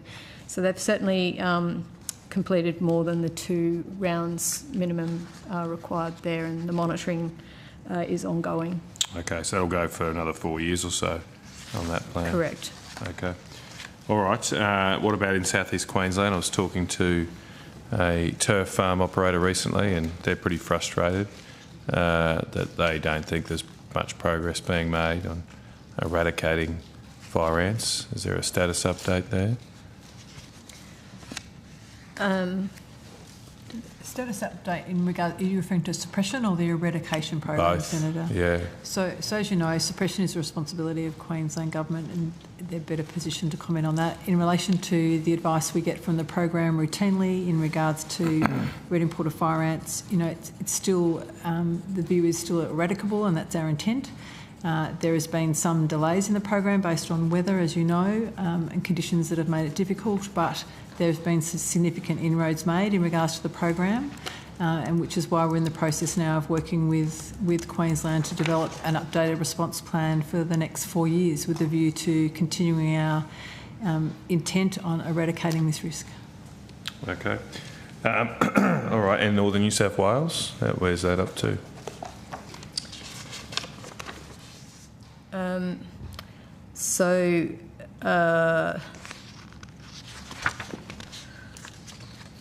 So there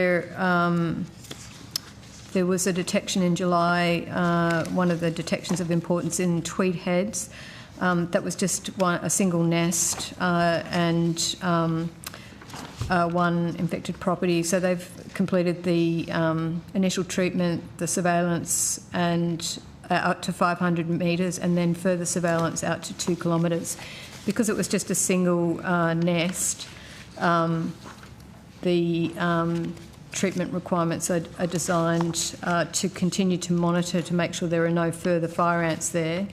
There was also some earlier detections, I think in New South Wales, in Wardell, in January 2024, that has now, the final round of treatment has been completed, and the surveillance for proof of freedom is commenced. And then the detection that was quite well publicised when it occurred, which occurred in South Murwillumbah in New South Wales, that has also had its final round of treatment completed, and the surveillance for proof of freedom has also commenced there. So no further detections at those locations. I think they're all of the New South Wales detections of importance that that have occurred. Okay. All right. I might move on to wild dogs. My understanding is that the department had provided or has been providing $650,000 to the National Wild Dog Management Coordinator. What's the status of that program? Senator, there is the National Wild Dog Action Plan, and that's an action plan that's in place from 2020 to 2030. So that is led by the livestock industry, and it supports collaboration. So historically, industry has actually funded the National Wild Dog Management Coordinator role. The current funding ends in September 2026, and I understand that there's further work underway to secure industry funds for that coordinator position. The Australian Government, through the Supporting Communities Manage Pest, Animals and Weeds program, has provided around $200,000 per year to Australian Wool Innovation for support roles and operational funding to support the delivery of the plan, so the work of the coordinator. That currently ends. So while industry considers the funding for the coordinator, we do expect that state and territory governments and potentially the Commonwealth Government will also be then considering what kind of contributions, in kind or otherwise, would go into the wild dog coordination activities under the coordinator. So it's very much a shared responsibility with state and territory agencies having the lead and supporting local coordinated on-ground control programs. And the Commonwealth has traditionally provided some investment there to support those roles in very much a shared capacity. And there's other work underway, as part of research as well. So the government has cut funding to wild dog responses? No, there's been no cessation of funding, Senator. But this funding ends in September 2026. That's what this particular position is funded by industry currently, and our understanding is there's further consideration of ongoing industry funding of this. Dr. Vivian Smith just said that the funding, the $200,000 a year, I think she said, finishes in September 26. Did I mishear you there? That's currently ends in November 2026. Oh, I thought I heard September. Okay, it ends in November, so the funding's been cut. No, it hasn't been cut. The service continue, and of course we will, one as a department and two as government, consider prioritisation of our efforts in this regard. And of course, if there's additional funding proposed and it's considered to be a priority, that will be considered as part of the budget process. Where is that? Is that funding in the budget now? The funding until November 2026. Right, and what's after that for wild dogs? Well, then we'd need to make a decision. So funding's been cut? No, funding has not been cut. I mean, we can go around as circles as much as we can, but there was $200,000 of funding to wild dogs. Now, there's not going to be after November 2026. Senator, it's been cut. Can I just add, the Supporting Communities Managed Pest and Weeds program was a finite program to deliver certain program outcomes. They have been delivered, but as they come to a cessation, we will, as we do routinely, prioritise, and if there's a decision to be made, if a decision of government and or the department is that we need to continue to invest in this, then that will be considered. So I presume you disagree with Mr Hamish McIntyre, the chair of the National Farmers Federation, who said, I quote, "These funding cuts are deeply disappointing," in reference to... I think we need a bit more context than that, Senator, whether he was referring to the wild dog program. Well, he was referring to the cuts to this program, is what I'm told. I think, Senator, if you're referring to comments, I also heard those comments in the recent days, if they're the comments you're referring to in the media, and he's referring to the $60 million investment supporting communities managing pest and animal weeds program. That was a discrete program from 2022. So that was cut? Through to 2026. No, it has, no. So you don't agree with Mr McIntyre? He says these funding cuts are deeply disappointing. That's how he describes it. No, we don't agree. Yeah, we you don't agree with him? No. But you had $60 million, now it's zero. That's a cut. I think Mr McIntyre's just describing reality. But I think we're in a that's- different universe here in Canberra. I think we're jumping obviously. all over the place in terms of what cut you're quoting from a media article Right. that we don't have in front of us. We're happy to talk through the biosecurity funding. Well, he goes on to you say, would like. Mr McIntyre goes on to say, we believe, you asked for context, we believe they are short-sighted decisions, especially in the face of problems that multiply quickly. Wild dogs, he says, wild dogs cost agriculture $302 million a year. Do you agree that wild dogs cost Australian farmers $302 million a year? We'd have to take Take that on notice, I notice. think. Right. Senator. So he's, can I in these comments, he's directly referring to wild dogs, says the cuts are disappointing, and you've said you did fund some activities in regards to the Wild Dog Action Plan, but now you don't. That's a cut. Senator, we haven't cut. The work is ongoing.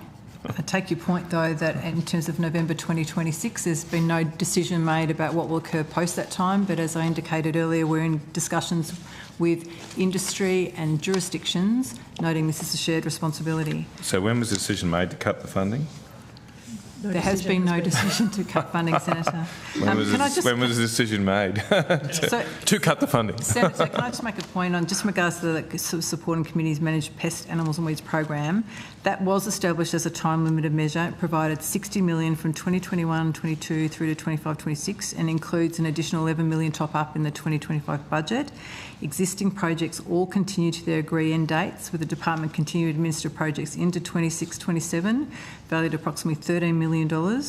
A number of major projects continue through 26-27, including national coordination work on feral, deer, pigs, cats, foxes, wild dogs and rabbits, Indigenous ranger projects, collaborative jurisdictional projects and weed biocontrol initiatives with CSIRO and state partners. It's important, if I can just finish, Senator, that this reflects the completion of what have been agreed project activities under a time-limited measure, and as you know, Senator, future funding decisions will be considered through the budget process. So when was the decision made to reduce funding to wild dogs? There has been no decision to reduce funding, Senator. So you made a decision not to renew this funding without any analysis? No decision has been made one way or the other. But my point is, did you provide any advice to the Minister about the consequences of not continuing at the with right this funding? time when the decision is due to be made? Well, no. I'm asking to date. I'm not asking about the future. Well, have you provided? Can I finish my question, Chair? Have you provided any advice to your Minister about the consequences of not continuing with this funding? We have routine conversations with the Minister's office in regards to terminating measures and budget generation. Okay, have you provided any specific advice about these? But written advice, let's go with written advice to the Minister. Yes, sounds like there hasn't been. Obviously, the industry is extremely concerned by this, and it's by the sounds of it, you and your Minister has not even considered the consequences of not continuing this funding. I don't think that's true. And we can true, describe it however you like. I very much think it meets the colloquial definition of the word cut. But regardless, there were, you're saying $60 million of activities funded, and now there are not. And worse, the government you haven't provided me any evidence that the government's actually considered the consequences of not having that funding available. So I presume you haven't actually done any modelling on what reducing this funding will do to national wild dog numbers and therefore as I said, livestock. Senator, there's been no decision to reduce. There are conversations now with all relevant stakeholders to consider what the next steps are, noting the funding the Commonwealth provides was established as a time-limited measure to deliver outcomes, which it has done. Yeah, okay, I didn't actually use the word decision in that question. I asked, have you modelled the impact of not having this funding available next year? That's definitely happening. I'm not sure what you mean by modelling, Senator. Have you analysed, have you assessed, whatever verb you'd like to use, the impact of not having this funding available next year on wild dog activity and the potential cost to particularly the livestock industry? Senator, as discussed, this is a shared responsibility and all stakeholders are in discussions in regards to what the next steps might look like post-November 2026. But why haven't those discussions occurred before the budget? Why haven't, this is in a few months' time, why haven't you been able to come to a conclusion on these issues? How long? I mean, you would have known for years that these were terminating. Why are we now in a situation with just months to go before the programs terminate without any analysis done, seemingly, about the impact of removing the funding, with no decision made, as you've said? Why are you leaving it to the last minute?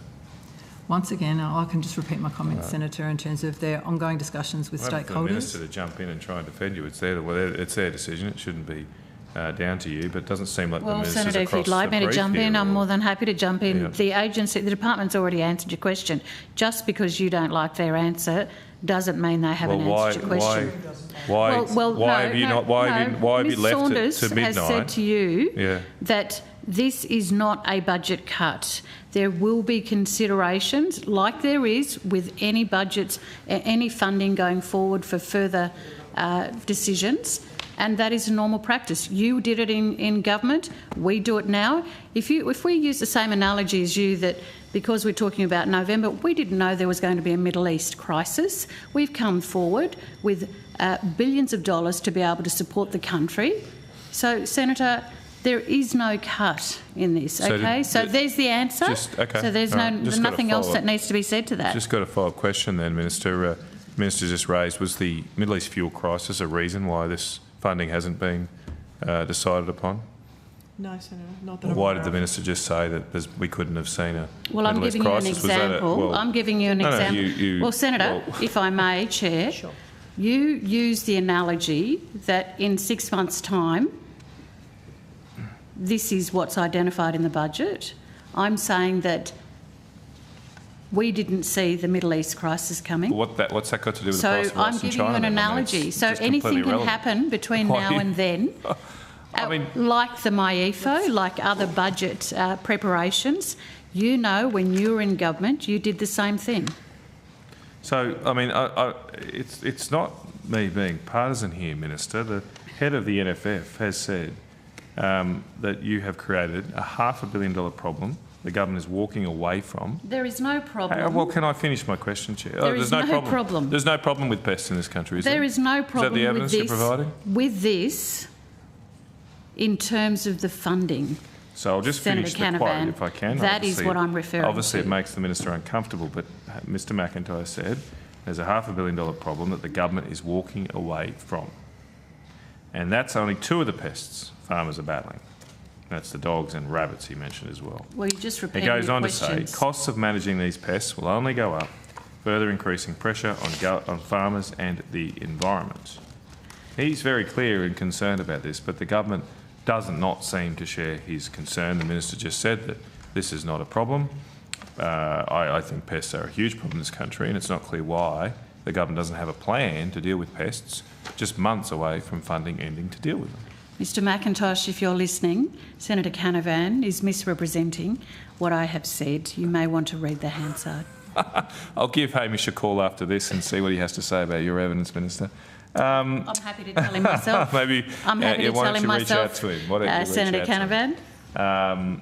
him? So has the National Wild Dog Coordinator raised any concerns with the department about the termination of these programs?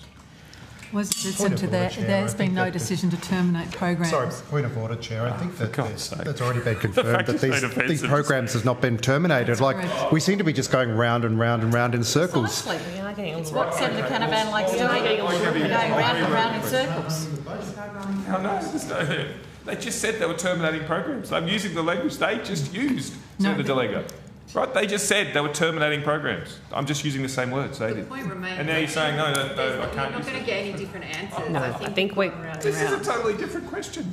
I'm asking about, has the National Wild Dog Coordinator raised any concerns about this funding not continuing after November this year? I'd have to take that on notice. I can't comment on what the coordinator has said, but I would imagine there would be an expectation that it would continue. And those conversations are underway with all stakeholders, noting this is not a Commonwealth responsibility, it is a shared responsibility, and in fact the management of pests is predominantly the responsibilities of states and territories. Those stakeholders are under consultation about what the future would look like, noting these are defined programs to deliver outcomes within a specific timeframe, which has occurred. And as you would expect, Senator, you wouldn't expect just to continue rolling something on. It's a good opportunity to reset and rethink about what is actually going to be effective to deliver the outcomes we need to actually better manage this pest. Has anyone in the department reached out to the National Wild Dog Coordinator and sought I don't know if it's his or her views on the well, we're in consultation with the coordinator, as we are all coordinators. Have you actually spoken to the coordinator about the well, there was a decision in the budget to remove funding or to finish funding for a range of pest and disease programs. That's a decision. There has been no decision, Senator. Well, Sorry, I have to repeat that. Well, just in to budget correct paper the number record. 2 on page 41, the government's reducing uncommitted funding in a number of grant programs, including the pest and disease preparedness and response. As you said, Senator, uncommitted funds, so it Okay. hasn't stopped any Have you, activity. did you ask the National Wild Dog Coordinator about the impact of that decision? It has no impact, Senator, because this is uncommitted funds. But you could use those funds to say, fund, why couldn't you use those funds to fund the $200,000 a year to the National Wild Dog Management Coordinator? Well, if after consideration of stakeholders, there's a view that this is a priority by government, Yes, then it will be considered that is as my part of the point. budget Have process. you considered the views of the stakeholders? I would have thought the We National are- Wild Dog Coordinator Senator, is a stakeholder. Have you spoken to? Senator, I think I've said several times we're in consultation with stakeholders, which would include the coordinator. That's in what great. the future Okay, would look sorry, like. that's the point I just said. I've said we will So have have you consulted. or have you not discussed this with the National Wild Dog Coordinator? We routinely engage with all of the coordinators. I just can't give you the That's not an specifics you're answer, with due asking for. respect. I'm asking, have you asked the National Wild Dog Coordinator It is an about answer this just program? because you don't like it, Senator Kennedy. Have you asked the Still an Wild answer. Dog Coordinator about this I program? personally have not spoken to Okay. the coordinator. Has anyone in your department? Thank you. That is an answer. I said I'll take Has that anyone on, in your I'll department? take that on notice. Wow. Okay. No, Senator, Because I think- I think you that's say a we little consult unfair. regularly with stakeholders, Chair, if I but the might. very most Chair. important stakeholder here Just hasn't a been moment. consulted. Just a moment. I think Ms Saunders' evidence has been completely verbaled in that response. I think she indicated that the process of consultation involves the coordinator. Although she hasn't personally done that, I think it's unfair to I guess, insinuate that there has been none simply because the nature I said there was no nature of the evidence You- was you general, provided no Senator. evidence of that. We've taken it on notice, So- and I think you will find Okay. that the answer is yes, but we will take it on notice to be sure. Yeah, people get pretty frustrated that we can't get simple answers to questions. One of the stated aims of the National Wild Dog Action Plan is for the Commonwealth to provide, and I quote, national direction for wild dog policy development at the state and regional levels. That's one of the, so I know the question you said earlier that this is a state responsibility. Well, in the actual plan it says the Commonwealth has a role. Has the department advised the Victorian Government of the phase out of the baiting program? The baiting program? Yeah. Well, apparently the baiting program is finishing as a result of this funding cut, I'm told.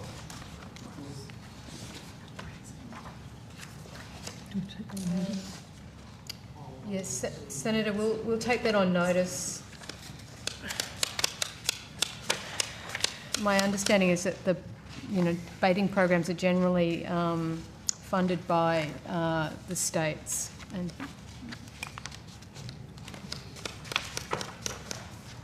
Has the National Wild Dog Coordinator raised any concerns with the department about reductions in baiting in Victoria? I'd have to take that on notice, Senator. Have you had a briefing? When's the last time you had a briefing from the Wild Dog Coordinator of the department? I'd have to take that on notice, Senator. Right. All right. I might leave those questions there. Can we go and just maybe give us a second, Chair? Yeah, if you'll just take a moment just to check in. Okay, I'm just turning to peanuts. Apparently there's some allegations that peanuts have been sold with the incorrect labels. Is anyone aware of that issue? Yeah, I'm afraid that's would be an outcome one question, Senator. So you, Oh, right. you're So I got the welcome wrong- to put it on the record, Might or have we missed can it. take it on notice. Sorry, Secretary. Oh, sorry, I am incorrect. Okay, now I thought it'd be more of a Thanks, Graham. biosecurity thing, but yep, Hi, okay. Senator. It's Graham Grossi, the First Assistant Secretary for Compliance and Enforcement Division. If you give me some details, I might be able to answer all right. that. So there's apparently been allegations that some products, imported products, peanut products, have been marketed, labelled as lightly roasted, but they're actually sold. They're actually sold as raw peanuts. You're not aware of those? Not aware of those? Probably not. Okay. Not without more detail, I'm sorry. This is coming from a constituent, and But look, if you have information, I mean, we're happy Yeah, to we can receive maybe that and pass it on. evaluate it and see what we can do. have you undertaken any recent investigations of peanut products from China or Brazil in regards to biosecurity or labelling? Not recent ones that I'm aware of. But yeah, How I are could these clarify that. issues enforced? Do you rely on complaints, or is there a monitoring program at all in regards to peanuts? Yeah, so various methods. They can be from members of the public, they can be inspection activity at the border that we identify, a multitude of. Has there been any instances of mislabelling in the last There is 5 one years for investigation that peanuts? is ongoing in relation to mislabelled. Of peanuts? Yep. Okay, when was that detected or began?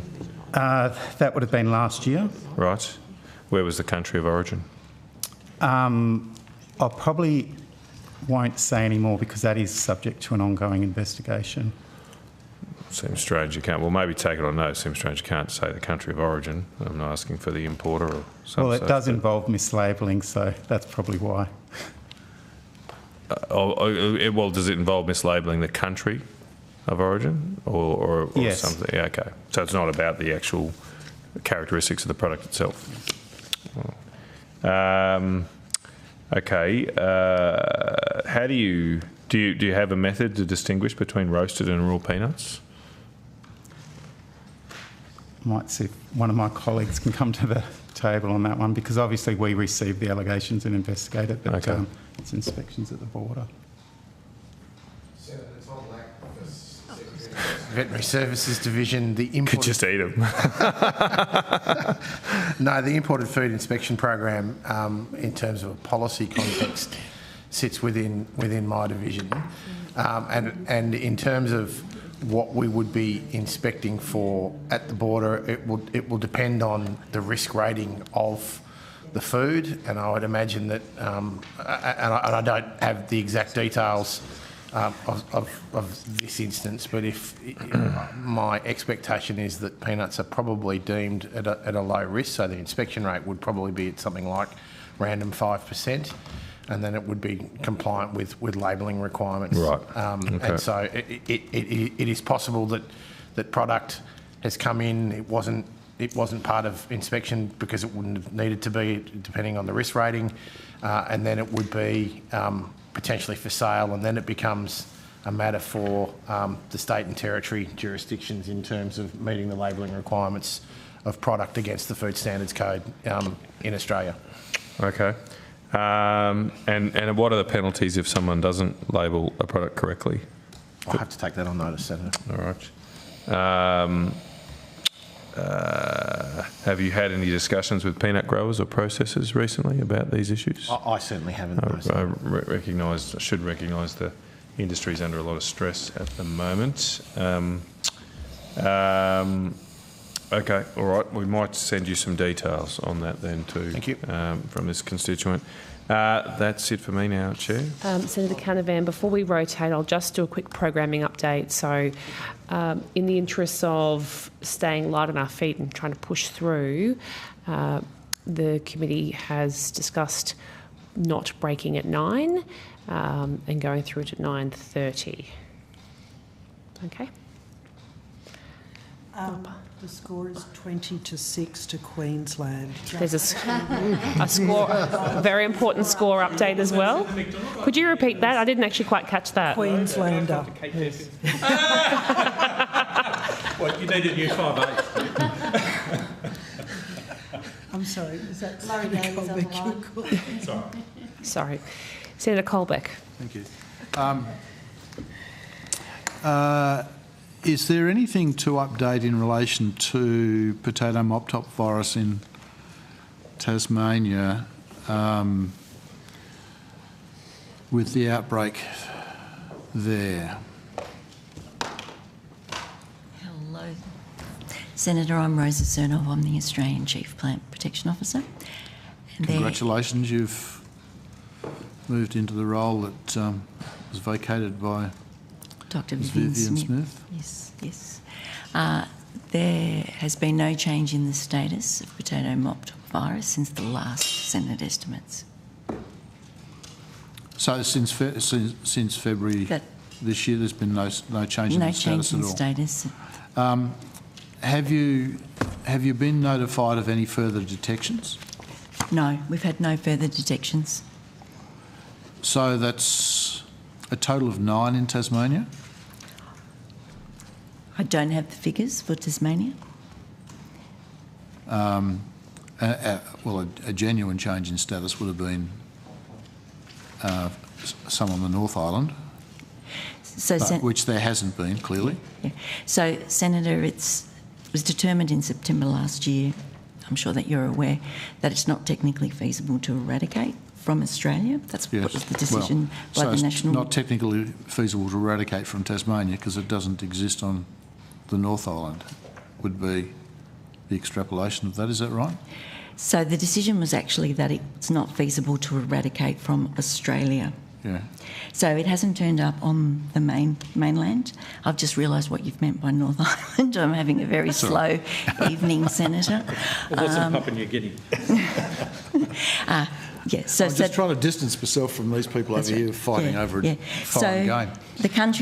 Senator, the country status for PMTB is that it's under official control and limited to Tasmania. Okay, all right. I'll chase further detections at home. Sure. Okay, fine. So it's under long-term management. It's under management in Tasmania. Okay. And there remains, based on that, there remains movement restrictions for product. From Tasmania? From Tasmania. That's right. The states and territories, as I'm sure you're aware, set the entry conditions and, it's restricted. Okay. Has it had any other impacts more broadly on biosecurity status for international trade? No, it hasn't. So the status under Australia's status under the International Plant Protection Commission is that the disease is under official control and limited distribution, so it's just confined to Tasmania, and there's been no impact on exports. So no impact on exports at all, including from Tasmania? I'm not aware that there were exports from Tasmania. They would be limited if they were? That's right. Okay, all right, thank you. Thank you very much, Chair. Could I turn to biosecurity again, protections from lumpy skin in Northern Australia?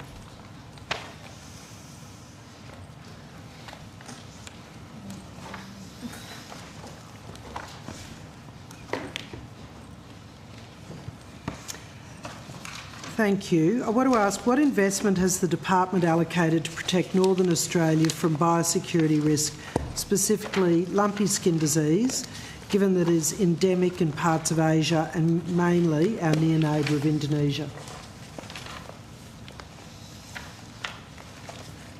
Dr. Smith in the first instance.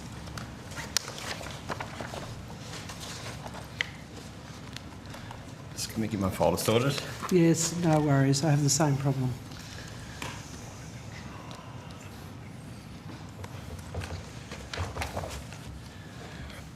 So, Senator, I think your question was just about lumpy skin disease? Well, I'm concerned about biosecurity risk across Northern Australia, but lumpy skin's the one that keeps me up at night. Yeah, so Senator, I can talk about our border controls, and then we've got Dr. Cookson who can talk about the state in Indonesia and near neighbours around disease status. So obviously they're looking very carefully at the disease status in our near neighbours, and we still maintain our, layered approach to mitigate foot and mouth disease and lumpy skin disease at the border. We still have a range of real-time assessments of travellers, as you would be aware, Senator, around imported personnel, baggage, etc., traveller declarations and the like. We do have a watching brief around potential pathways into Australia, and that's my division's role. As you recall, last year when we looked at the risk settings with foot and mouth disease and undertook risk assessments at that time, we were able to dial down some of those requirements, particularly around foot mats, without having an impact on the overall risk for entry, noting that we do bring in and have people moving in between approximately 70 countries which have foot and mouth disease. Not to say that we aren't vigilant, we are, and we will look very carefully at those risk pathways, but at this stage we're confident that they are still managing the risk. Okay, so it's my understanding that there's been a new surge of disease of foot and mouth in Indonesia. Is that something that you're monitoring? What intelligence are you getting? Yes, and I'll hand over to Dr. Cookson in the first instance, and I'm happy to answer beyond that. Beth Cookson, Australian Chief Veterinary Officer. Senator, as you know, foot and mouth disease was reintroduced into Indonesia in 2022 after around 30 years of being absent from that country. During that time, it has established across many of the islands within Indonesia, including the islands of Java and Sumatra, amongst others, but they're the highest cattle producing areas.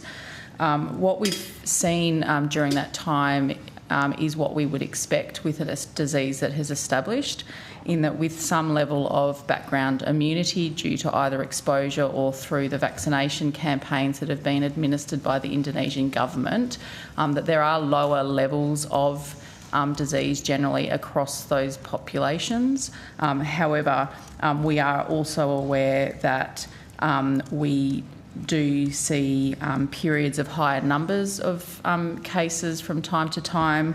My information is that the last peak reported by the Indonesian government occurred in around January, with a larger number of incidents of foot and mouth disease occurring than we had seen sort of over the previous months. So very conscious that this is sort of a normal scenario that we might expect with an established disease. We are very conscious that it requires careful monitoring to ensure that our measures remain fit, and Dr. Brant Smith can go to some of those measures at the border. Perhaps just before I finish, our approach to managing biosecurity, particularly in the near region, is multi-layered. So we undertake a range of activities for technical cooperation and support with Indonesia and other neighbouring countries to our north, as well as the border measures and post-border measures that we apply in the country here. So if it's of value, I can go to some of those cooperation activities that we're undertaking with Indonesia, or I can hand over on the border measures. I am curious, but I will run out of time. Would you mind on notice providing that? I would be very interested to know what work is happening with those other countries. Thank you. Could I now turn back then to not just the traveller borders, but what activities and programs are there for surveillance for particularly lumpy skin disease in place across the north? Are you still doing what do you call the insects that you monitor to see if they have the disease? Vector monitoring. Vector monitoring. Vector monitoring. Thank you. Yeah. So Senator, we do vector monitoring, as Dr. Cookson has said, to look for those particular insects that we know can carry the disease from Indonesia into Australia. We work through our Northern Australian quarantine strategy, which is, I guess, one of the main mechanisms that we put in place to detect those insects. We also have those at various ports of entry as well. And previously we talked about some modelling work that we did to look at prevailing winds and working with the Bureau of Meteorology to determine what are the likely entry points and then where would we need to focus our effort in that case, particularly with the changes of winds in monsoon periods. And we're remaining incredibly active on that. As part of the Lumpy Skin Disease Action Plan, we also have surveillance strategies, vector surveillance strategies that we're working very closely with our counterparts in the jurisdictions and with industry, and that remains a really strong focus. And we're also looking at some work around the numbers and types of insects we would need to look at as well. So there's a lot of work that's still ongoing. Are DAF officers based in Northern Australia and on the ground to inspect, monitor, educate, engage with the frontline people of the north, particularly in the agricultural sectors, about biosecurity risks generally, given the proximity of northern Australia to Cairns is closer to Port Moresby than Brisbane, and Darwin's a fraction of the distance to Indonesia than it is to Sydney. So DAF officers on the ground. We do have a number of DAF officers on the ground. A lot of them are based within the Border Operations Division, but also, as I mentioned, the Northern Australian Quarantine Strategy. Dr Cookson lives in northern Queensland as well, so she's and has a strong focus on the north as well with the Office of Chief Vet Officer. But yes, we do have a lot of on-ground staff. We also work with Indigenous Ranger groups and with Northern Territory, Western Australian, Queensland counterparts in the ag departments. And we've obviously got a lot of communications and material that we provide as well to ensure that there's an ongoing focus. Okay. Whilst Operation Luna is proposed to respond to illegal foreign fishing threats, is it multitasked for surveillance and response to biosecurity risks like lumpy skin disease, foot and mouth, and the insects detection programs? I think you're referring to the illegal foreign fishing vessels. I am. So yes, so I don't think there would be a connection, but I might just see if someone. Although it is obviously one of the risks, the biosecurity risks that is considered in responding to illegal fishing. Yeah. So in that instance, as you know, there's a whole of government arrangement in place for that, led by Australian Border Force, of which we contribute. And we work very closely with our partners, noting fisheries as well, to ensure that when they are responding, they're very alive to the biosecurity risks, and we give very clear guidance in regards to how those biosecurity risks should be managed. Well, that's exactly what I was hoping you were going to say, yes. So Senator Monica Collins, First Assistant Secretary, Biosecurity Operations Division. So further to what Ms Saunders has just provided, we have operating procedures in place. So with the Australian Fisheries Management Authority, we have a protocol, and with Australian Border Force, we have standard operating procedures, and each of those documents outline the biosecurity risks and management measures to be undertaken whether vessels are found at sea or if they're found onshore, how biosecurity risks are to be managed. And that specifically includes some of the things that you would be normally looking for onshore, detecting insects that might carry lumpy skin disease or foot and mouth? So the data we get from that program is certainly shared with our Northern Australian Quarantine Service, who's responsible for the surveillance programs. And so, for example, if there's been a vessel that's come to shore, that information is shared with the NARCS team and included as part of the surveillance program. That sounds quite high level for me. I want to hear some dirty boots and, please give me the confidence that this is not that this is the same sort of rigorous process that you'd expect if it was happening in Australian waters. Perhaps I can add some context around the insects that are known to be involved in transporting lumpy skin disease. So, I think what Ms Collins has described would go to some of the identification of specific biosecurity risk materials like animal or plant commodities that can be associated with pests or diseases. The insects are perhaps a little bit nuanced than that. So lumpy skin disease is transferred from animal to animal by biting insects.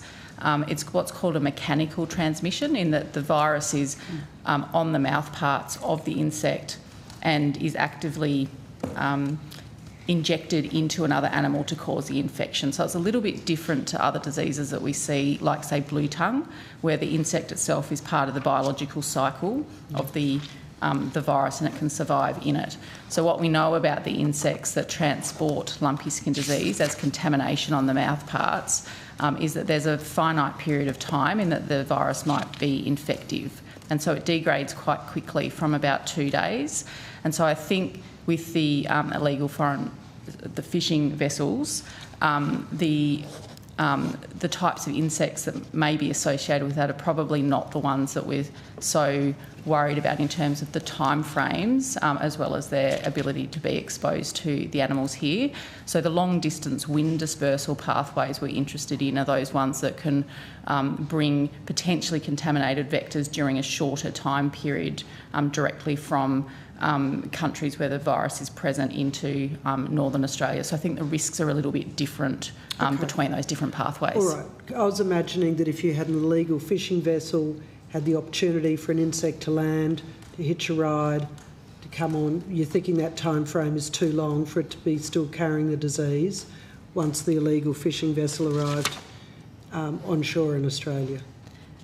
That's the premise I'm assuming. Obviously there's a lot of variability with those assumptions, but we do know that those long distance movements of lumpy skin disease tend to occur when there's infected animals that have moved long distance, and then the insects sort of pick up and transmit it between animals sort of within that local area. So my assumption on what we know would be that the illegal foreign fishing vessel pathway is a lower likelihood of that occurring than some of the other pathways we're concerned with. That is good to hear.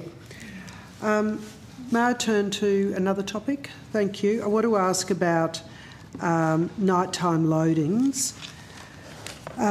Independent consultants AusVet were contracted in November last year to undertake an independent review of viability of nighttime livestock vessel inspection. Did the department commission this review? Yes, we did, Senator. How much was the contract worth, please? So the contract was $136,000. What was the final cost of this report?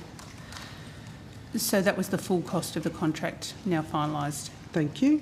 The AusVet review determined that there were no definitive evidence that nighttime biosecurity clearances of livestock vessels pose a higher risk of disease or invertebrate incursion than those in the daytime, based on the extra costs and lost revenue faced by exporters who must wait till daytime to be cleared by biosecurity, and the findings of the report.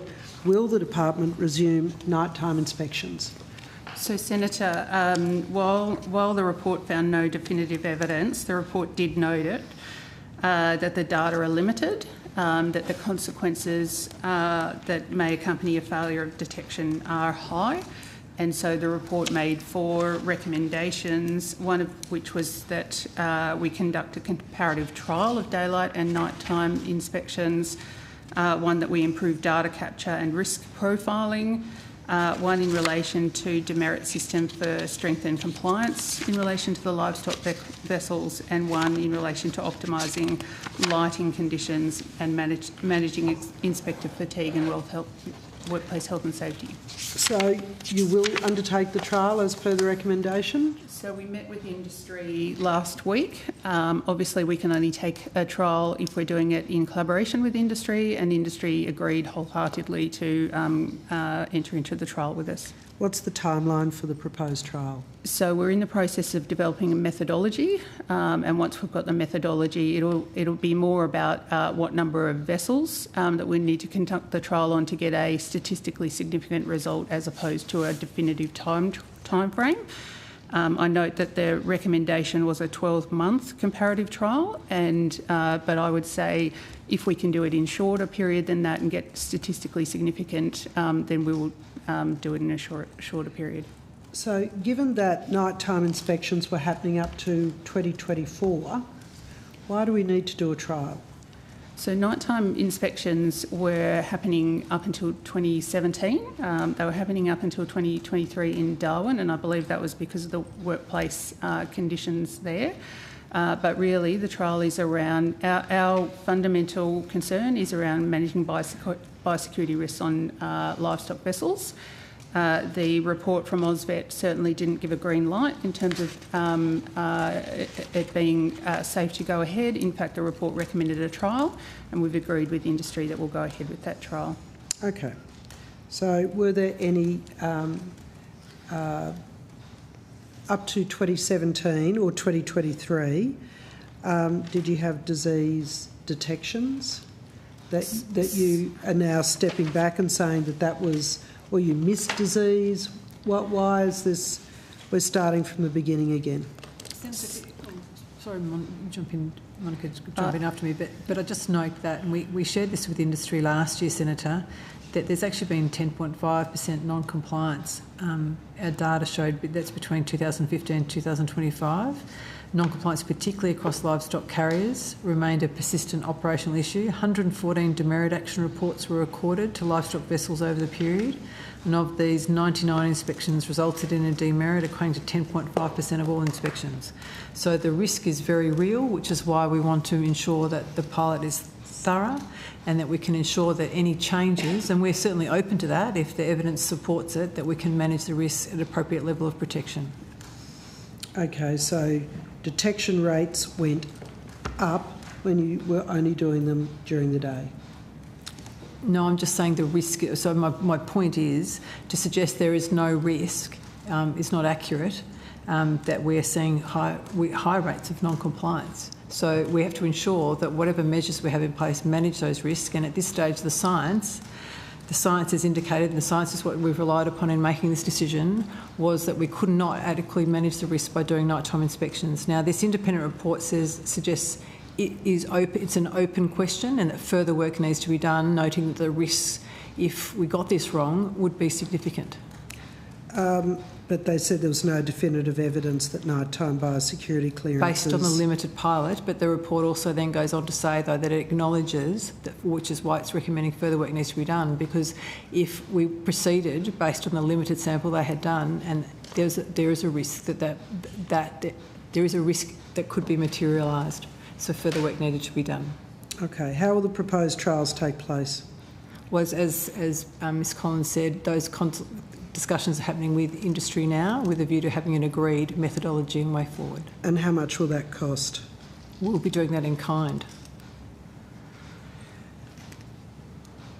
If there are gaps in this data, why can't the data be collected when undertaking nighttime inspections instead of undertaking a trial? Because we're still uncertain about the ability to detect some of the risks that we're looking at, biosecurity risks on vessels at night time. So the report was inconclusive or said that there's a gap in the evidence, and therefore a trial condition was required to be undertaken. And given the level of non-compliance, we think this is the appropriate level of caution. In the report, it was stated that resourcing, financing and staffing may play a larger role in the department's ability to conduct high-quality inspections than ship hygiene itself. Is it simply the case that unionised staff are saying that they don't want to work at night rather than any scientific reason? That's not the case at all, Senator. So the inspections are part of the measures to manage a risk on a biosecurity risk pathway. Livestock vessels are considered to be a high biosecurity risk pathway, and we're making sure that the measures that are implemented are appropriate to manage that risk. Okay, it's just your $136,000 report said that resourcing, financing and staffing may play a larger role in the department's ability to conduct high-quality inspections. So obviously, staffing... it's the science that's saying that, not me. So that's what it says in the report, but it also says there's a gap in data, there's no lighting standards, and there's no definitive evidence, and it also says that consequences of getting it wrong are high. Okay. What's the process for implementing the regulatory improvement project? Which project? That's for live export. That might be in outcome one. I'm afraid that's outcome one if it's a live export question, Senator. Okay, so this isn't about... is obviously biosecurity, but... Biosecurity for live export? Sorry, if you repeat the question, I can just make it official. So I want to ask you about the regulatory improvement project. Yes. I think that is run out of Mr McDonald's division. He was here early today, so if you want to put the question on notice, I'm happy to take it, but I don't think we'll be able to answer it if it's about... I will put it on notice. Thank you, sorry. There you go, Chair. Thank you, Senator McDonald. I believe we are done and dusted. In time. Okay, happy to release. Sorry? Happy to release. Happy to release. Happy to release. Not going to watch the second half. Yeah. think you should. I think you might enjoy it. Thank you very much to our officers from the department. We can now release officers for outcome 2. And that concludes today's hearing. Thank you to all the witnesses who appeared and to Hansard and Broadcasting for their assistance. I remind senators that the committee has agreed that any written questions on notice should be lodged with the Secretariat by Friday the 5th of June 2026. Thank you again to the department and secretary. The committee stands adjourned until 9 a.m. tomorrow.